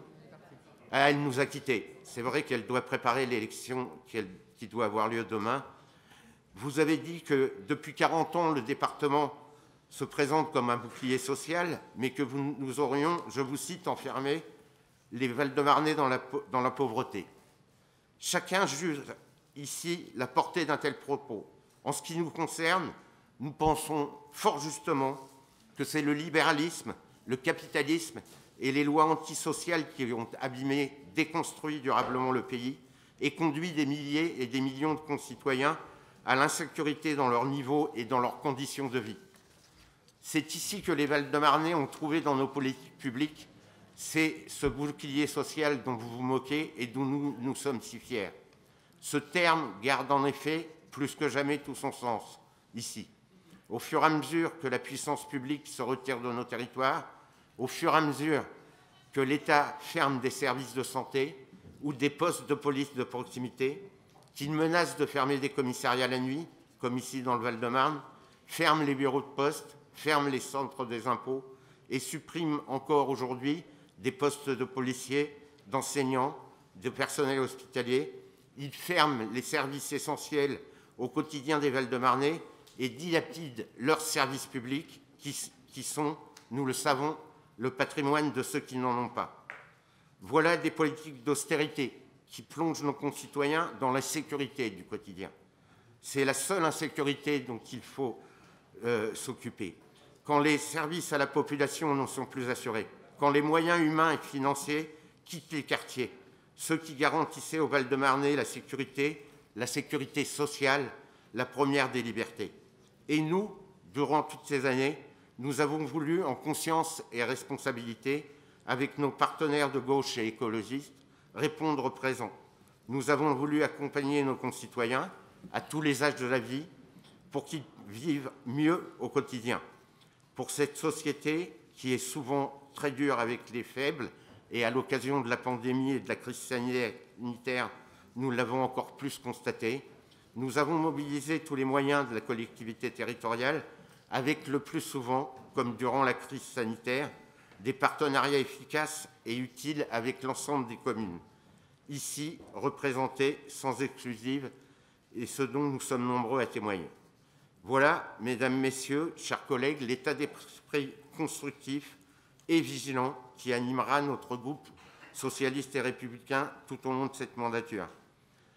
À la place où nous sommes, nous aurons à cœur de rappeler en permanence nos valeurs et nos fondamentaux, avec toujours comme priorité les solidarités, les mesures de justice sociale qui concourent au vivre ensemble, la protection de nos concitoyens et la qualité de vie écologique. Je vous remercie.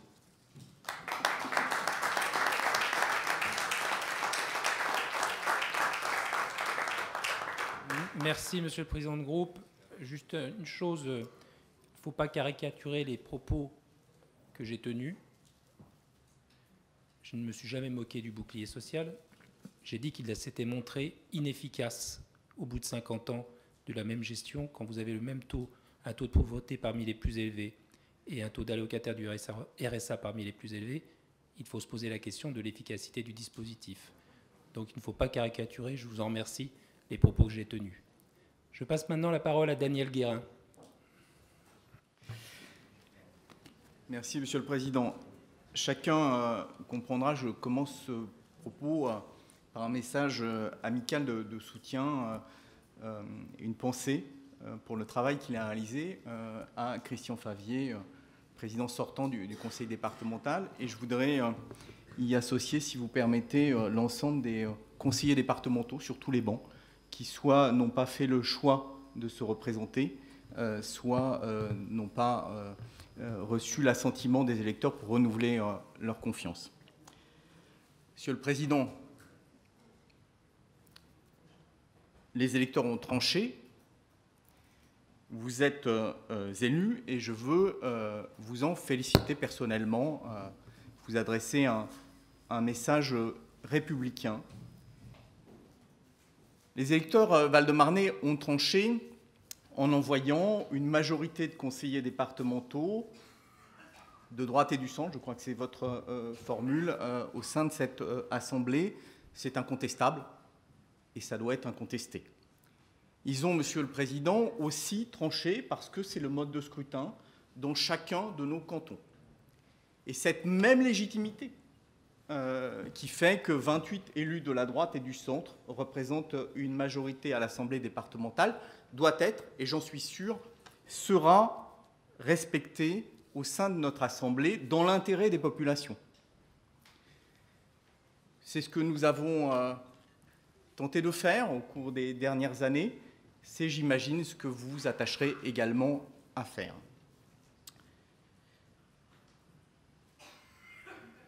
Pour ma part, j'entends être, comme je l'étais d'ailleurs dans la précédente Assemblée, un élu de gauche,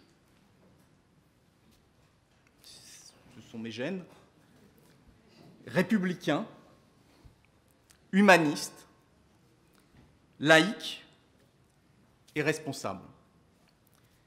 Je siégerai comme indépendant dans la minorité. Je préfère cette formule. Pourquoi est-ce que je préfère cette formule? Tout simplement parce que j'entends être une force de proposition, une minorité, participer à une minorité constructive. Monsieur le Président, vous avez fait ce que je crois que vous avez appelé dans la presse régionale un discours de politique générale. J'allais dire un discours de politique départementale. Vous avez souligné votre intention d'améliorer encore la qualité de vie des Val-de-Marnais. Qui peut s'y opposer? Vous avez énoncé un certain nombre de propositions, certaines méritent discussion, d'autres peuvent sans doute recueillir l'assentiment très majoritaire de cette Assemblée. Mais évidemment, le diable est dans les détails, c'est-à-dire dans les conditions de mise en œuvre. Et je veux vous dire, là encore, l'attention que je porterai à cette déclinaison de vos intentions politiques.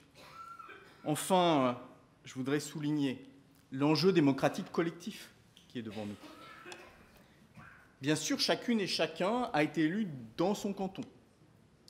Mais combien de nos concitoyens ne sont pas allés voter, malgré les appels souvent tardifs à la participation? Bien sûr, il y a eu la crise sanitaire. Bien sûr, la fête des pères au premier tour. L'envie de vacances au second tour. Mais enfin, ça ne peut pas expliquer cette réalité. 2/3 des citoyens ne se sont pas déplacés.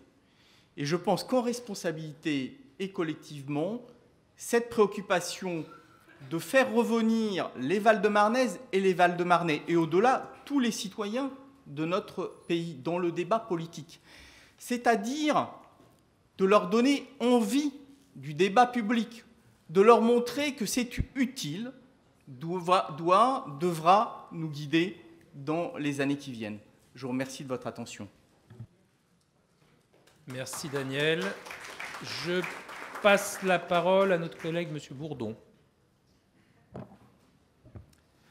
Monsieur le Président, Mesdames et Messieurs les conseillers départementaux, chers collègues, je souhaite commencer mon propos par la présentation de notre groupe écologiste et citoyen. Hélène Pécolo, Naïga Steffel et moi-même Frédéric Bourdon, Hélène et moi-même étant co-présidents de ce petit groupe. Siégeant tous trois pour la première fois dans cette assemblée, nous n'avons pas encore eu l'occasion de travailler avec les agents des services départementaux, mais nous connaissons leur utilité et souhaitons les saluer et leur dire que nous serons aussi à leur côté lors de cette mandature. La représentation écologiste au sein de ce Conseil n'est pas à la hauteur de ce que les électrices et les électeurs ont exprimé les 20 et 27 juin dans l'ensemble des cantons du Val-de-Marne où des écologistes et citoyens se sont présentés. Avec 3 élus, nous représentons à peine 6% de ce conseil départemental, quand plus de 15% de l'électorat a voté pour l'écologie. Disons-le clairement, chers collègues, la voix que nous porterons ne sera pas seulement la nôtre, mais celle de plus de 75 000 Val-de-Marnais qui demandent à ce que les enjeux démocratiques, sociaux et environnementaux soient à considérer au premier plan des politiques publiques du département. Il va de soi que nous aurions préféré siéger dans une majorité de gauche plurielle, comme ce fut le cas lors de la précédente mandature présidée par Christian Favier. Au nom de notre groupe, je souhaite saluer le travail qu'il a mené, tant dans sa pratique démocratique du débat et son rejet du sectarisme, que dans les réalisations ayant permis de bouger en profondeur le Val-de-Marne, du point de vue économique, du point de vue des transports, du point de vue des questions sociales, et l'amorce des politiques écologistes, notamment menées ces dernières années avec Christian Métairie comme vice-président. Nous aurions donc préféré siéger dans la majorité de gauche plurielle, disais-je, mais le choix des électrices et des électeurs a majoritairement été différent. Les urnes ont parlé, nous respectons ce choix. Mais dans un contexte de très forte abstention, de rejet de la démocratie représentative, de ses élus et de leur tendance à décider souvent seuls à l'écart de la population, il est de notre responsabilité collective de mettre en place les outils nécessaires à la participation citoyenne pour rendre les Val-de-Marnais et les Val-de-Marnaises actrices et acteurs des décisions à prendre pour leur mieux vivre dans le département. Nous y serons vigilants. Dans de nombreuses villes en France, mais également dans le Val-de-Marne, excusez-moi, des mouvements citoyens ne cessent de croître. À titre d'exemple, Arcueil, c'est inscrit dans cette tradition depuis de nombreuses années. À Vitry aussi, la fabrique citoyenne et écologiste, mais aussi à Alfortville, à Champigny et bien d'autres villes. L'aspiration à de nouvelles façons de co-construire avec les citoyens et les citoyennes est forte. La participation de ces citoyens et de ces citoyennes dans l'élaboration des décisions qui les concernent est incontournable pour redonner du sens à nos démocraties. C'est donc un enjeu de nouveau contrat démocratique dont il est question. Dans le contexte de crise sociale et sanitaire que nous traversons, nous ne tolérerons pas que le rôle protecteur qu'a su tenir le département dans cette période difficile soit mis à mal. Nous serons aussi prêts à lutter pied à pied pour que nos acquis en matière de justice sociale ne soient pas sujets au détricotage. Nous savons bien que les politiques ultralibérales ont participé à casser de nombreux acquis sociaux, des services publics, et on l'a vu pendant cette crise de la période Covid, les conséquences que cela avait sur les hôpitaux. Chef de file de l'action sociale, notre département devra continuer de mener les politiques à la hauteur des enjeux qui traversent les Val-de-Marnais, les plus démunis, mais aussi la jeunesse, les seniors, les personnes en situation de handicap, les victimes de tout type de discrimination. Notre engagement sera de défendre des services publics plus innovants, notamment pour aller à la rencontre des invisibles, pour lutter contre le non-recours. Des moyens importants seront nécessaires et nous y veillerons. Enfin, comme ces derniers jours avec les pluies diluviennes, dont plusieurs personnes ici ont fait mention, mais aussi ces dernières années avec des crues à des moments inattendus ou des canicules toujours plus rudes, vous le savez, nous allons être confrontés aux conséquences du dérèglement climatique, dérèglement dont l'activité humaine est responsable. Le dernier rapport du GIEC montre à nouveau que si nous n'agissons pas dans la plus grande urgence, dans cette décennie, dans ce mandat, dans cette mandature, pour inverser nos modes de production et de consommation, nous allons dans le mur et au-devant de catastrophes que nous ne pourrons irrémédiablement pas arrêter. Nous serons particulièrement force de proposition pour que le département prenne des décisions qui se doivent, pour qu'à son échelle, nous puissions être exemplaires dans la lutte contre les injustices environnementales. Notre département se doit d'être résilient et d'accélérer sa transition écologique. Nous pourrions commencer, Monsieur le Président et chers collègues, par arrêter l'usage de ces petites bouteilles en plastique et des gobelets en plastique. C'est une petite proposition, un petit geste pour la planète. Mais nous pourrions faire aussi beaucoup plus si nous consacrions un tiers de l'espace de nos parcs départementaux pour faire de la production maraîchère, pour permettre peut-être à notre jeunesse, aux enfants des crèches, des collèges, de manger mieux avec une production locale. L'enjeu écologique est indissociable des dispositifs de justice sociale. Nous savons tous que les plus vulnérables sont les premières victimes du dérèglement climatique, mais soyez-en sûrs, si rien n'est fait, les plus riches ne seront pas longtemps épargnés. Et contrairement à ce que vous disiez, Monsieur le Président, le contraste n'est pas entre les gens modestes et la nature, mais entre les immensément riches qui pillent la planète et la nature et la grande majorité de la population qui pâtit d'un système capitaliste, productiviste et extractiviste. Voilà, Monsieur le Président et chers collègues, les quelques objectifs principaux que nous nous fixons en œuvrant directement, avec responsabilité et dans la plus grande intelligence pour l'intérêt des habitants des cantons où nous avons été élus, comme pour l'ensemble des Val-de-Marnaises et des Val-de-Marnais. Je vous remercie. Merci. Je tiens à vous préciser, c'est un détail, mais qu'habituellement, ce sont des carafes. Ce sont des carafes d'eau habituellement, mais là, il y a la crise sanitaire et donc c'est plus sain. Voilà. Il est 11h52.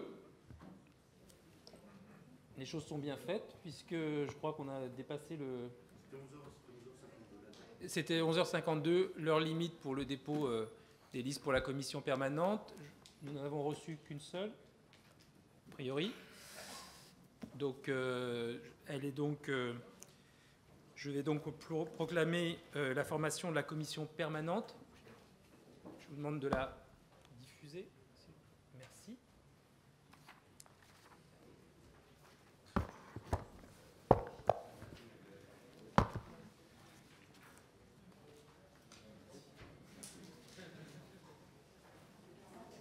Je dois faire lecture de la liste de l'ensemble des membres de la commission permanente. Donc, M. Paul Bazin, Mme Françoise Lecoufle, M. Michel Duvaudier, Mme Odile Séguret, M. Hervé Giquel, Mme Marie-Christine Segui, M. Nicolas Trizna, Mme Laurence Coulon, M. Julien Veil, Mme Déborah Munzer, M. Jean-Pierre Barnaud, Mme Chantal Durand, M. Tonino Panetta, Mme Patricia Corchef-Lambert, M. Jean-Daniel Amsler, Mme Catherine Mussot-Gage, M. Germain Roche, Mme Geneviève Carpe, M. Métine Yavouze, Mme Sabine Patou, M. Jacques-Alain Benisti, Mme Karine Bastier, M. Patrick Farcy, Mme Marie-France Parrain, M. Antoine Madelin, Mme Mélanie Novak, M. Franck Morat, Mme Christelle Nias, M.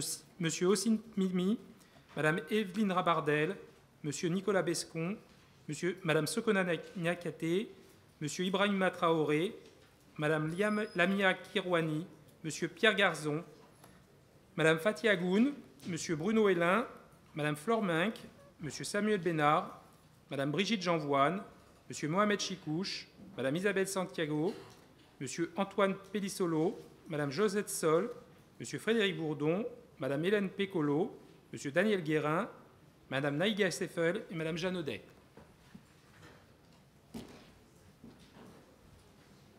Je dois maintenant signer le procès-verbal, non ? Il faut signer le procès-verbal.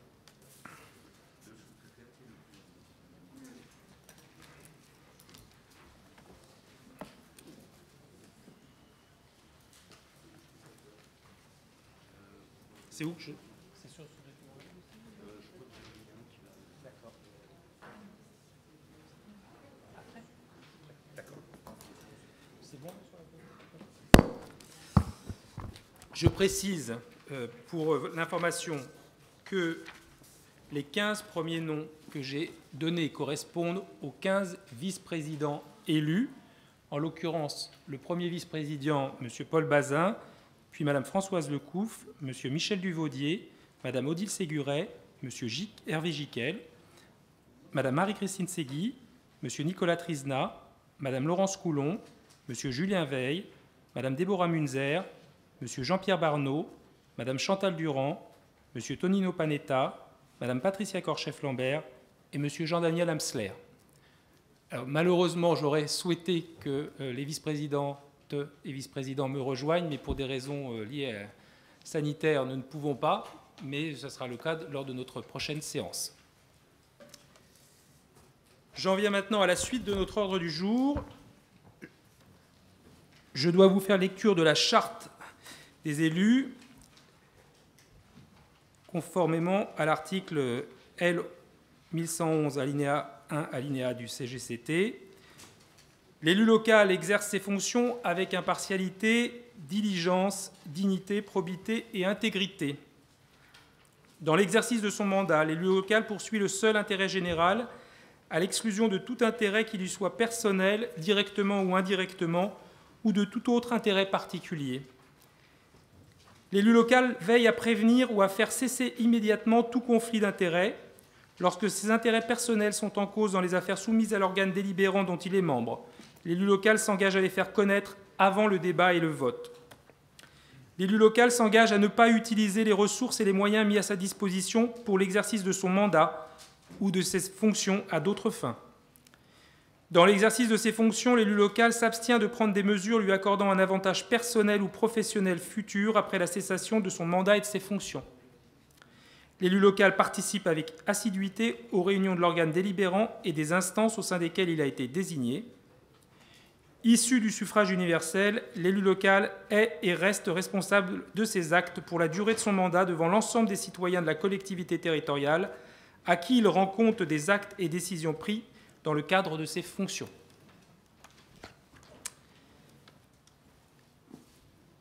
Nous allons passer maintenant à la suite de l'ordre du jour de cette première séance, et je vais demander à ce qu'on diffuse, les rapports, puisqu'il y a en l'occurrence 4 rapports à diffuser, et donc il y a une interruption de séance de droit pour que vous puissiez prendre le temps de découvrir les rapports qui vous sont présentés. Je vous rassure, il n'y aura pas de surprise. Merci.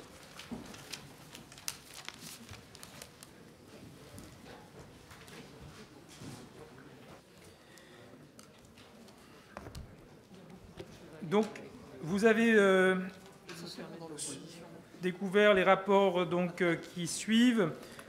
En l'occurrence, la formation d'une commission spéciale, ensuite les délégations d'attribution à la commission permanente du conseil départemental, la délégation d'attribution au président du conseil départemental et enfin les modalités de dépôt des listes pour la formation de la commission départementale d'appel d'offres des jurys de la commission de délégation des services publics. Je vous propose donc de créer une commission spéciale qui est autorisée par le Code général des collectivités territoriales pour donner la possibilité au conseil départemental de former ces autres commissions et de procéder à la désignation de leurs membres. Afin de se donner du temps pour constituer et désigner les membres des commissions internes, je vous propose de créer dans cette séance, et pour une durée limitée, une commission spéciale et d'en fixer sa composition. En fait, cette commission spéciale est destinée à la préparation des séances publiques prochaines, en l'occurrence celle du 19 juillet, dans l'attente de la création des commissions thématiques. Cette commission spéciale sera composée de tous les conseillers départementaux. Elle sera présidée par moi-même et secondée par le premier vice-président, en l'occurrence M. Bazin. Et le secrétariat sera assuré par le plus jeune membre du conseil départemental. L'objectif de cette mesure est de nous laisser aux uns et aux autres le temps de former nos commissions thématiques et de désigner nos membres. On crée cette commission spéciale, ce qui nous permettra de tenir dans de bonnes conditions et sans se précipiter la séance du 19 juillet. Est-ce qu'il y a sur ce point-là des remarques ou des observations de la part des membres du conseil départemental? Il n'y en a pas. Je soumets aux voix. Abstention. Opposition. C'est donc adopté. Je vous propose maintenant de voir la question des délégations d'attribution à la commission permanente. Vous savez que nous pouvons déléguer une partie de des attributions du conseil départemental à la commission permanente, à l'exception d'un certain nombre qui sont visés dans le Code général des collectivités territoriales, notamment relatives à l'approbation du budget, des décisions modificatives, du compte administratif et des dépenses obligatoires.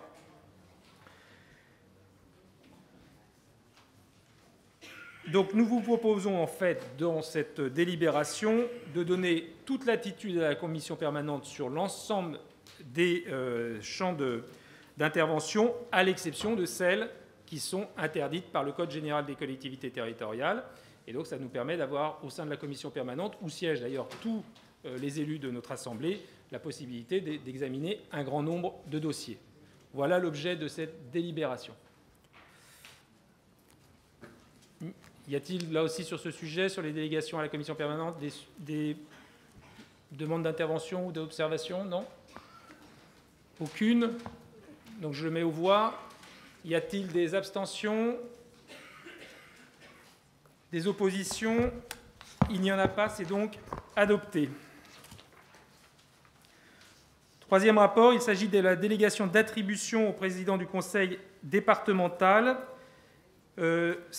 Comme à chaque renouvellement du conseil départemental, il peut y avoir des adaptations qui sont faites en la matière, mais pour la séance d'installation, je vous propose de reprendre simplement les délégations antérieurement accordées au président, tout simplement pour assurer la continuité du fonctionnement de notre collectivité. Je vous propose juste de modifier l'article 14 en précisant qu'une information sera faite à chaque séance du conseil départemental au lieu de l'information annuelle que nous avions jusqu'alors. Je pense qu'en termes de transparence, c'est meilleur. Et on nous proposera sans doute des ajustements à la délégation d'attribution dans une deuxième partie au second semestre 2021. Pas d'observation? Je soumets aux voix. Abstention? Opposition? C'est donc adopté. Dernier rapport, il s'agit des modalités de dépôt des listes de candidats qui souhaitent se présenter à l'élection des membres à la commission départementale d'appel d'offres, au jury et à la commission départementale de la délégation des services publics. Que ce soit, vous le savez, la composition de la commission de délégation des services publics, la commission d'appel d'offres, c'est encadré évidemment par les articles du CGCT. Ces deux commissions sont composées du président du conseil départemental ou de son représentant, de 5 membres du conseil départemental qui sont élus en son sein à la représentation proportionnelle au plus fort reste en qualité de membres titulaires, et on doit faire la même chose pour 5 membres suppléants. Il est précisé que les conseillers départementaux qui sont élus au sein de la CEDEAO sont membres des droits des jurys de concours, et c'est un point important. Et concernant les consultations de marchés globaux, il est proposé que les membres élus de la CEDEAO soient membres des jurys également. Avant de procéder à ces désignations, je vous précise que le conseil départemental doit au préalable fixer les conditions de dépôt des listes de candidats qui souhaitent se présenter à l'élection des membres de ces deux commissions, qui seront votés, ces membres seront désignés à la séance du 19 juillet.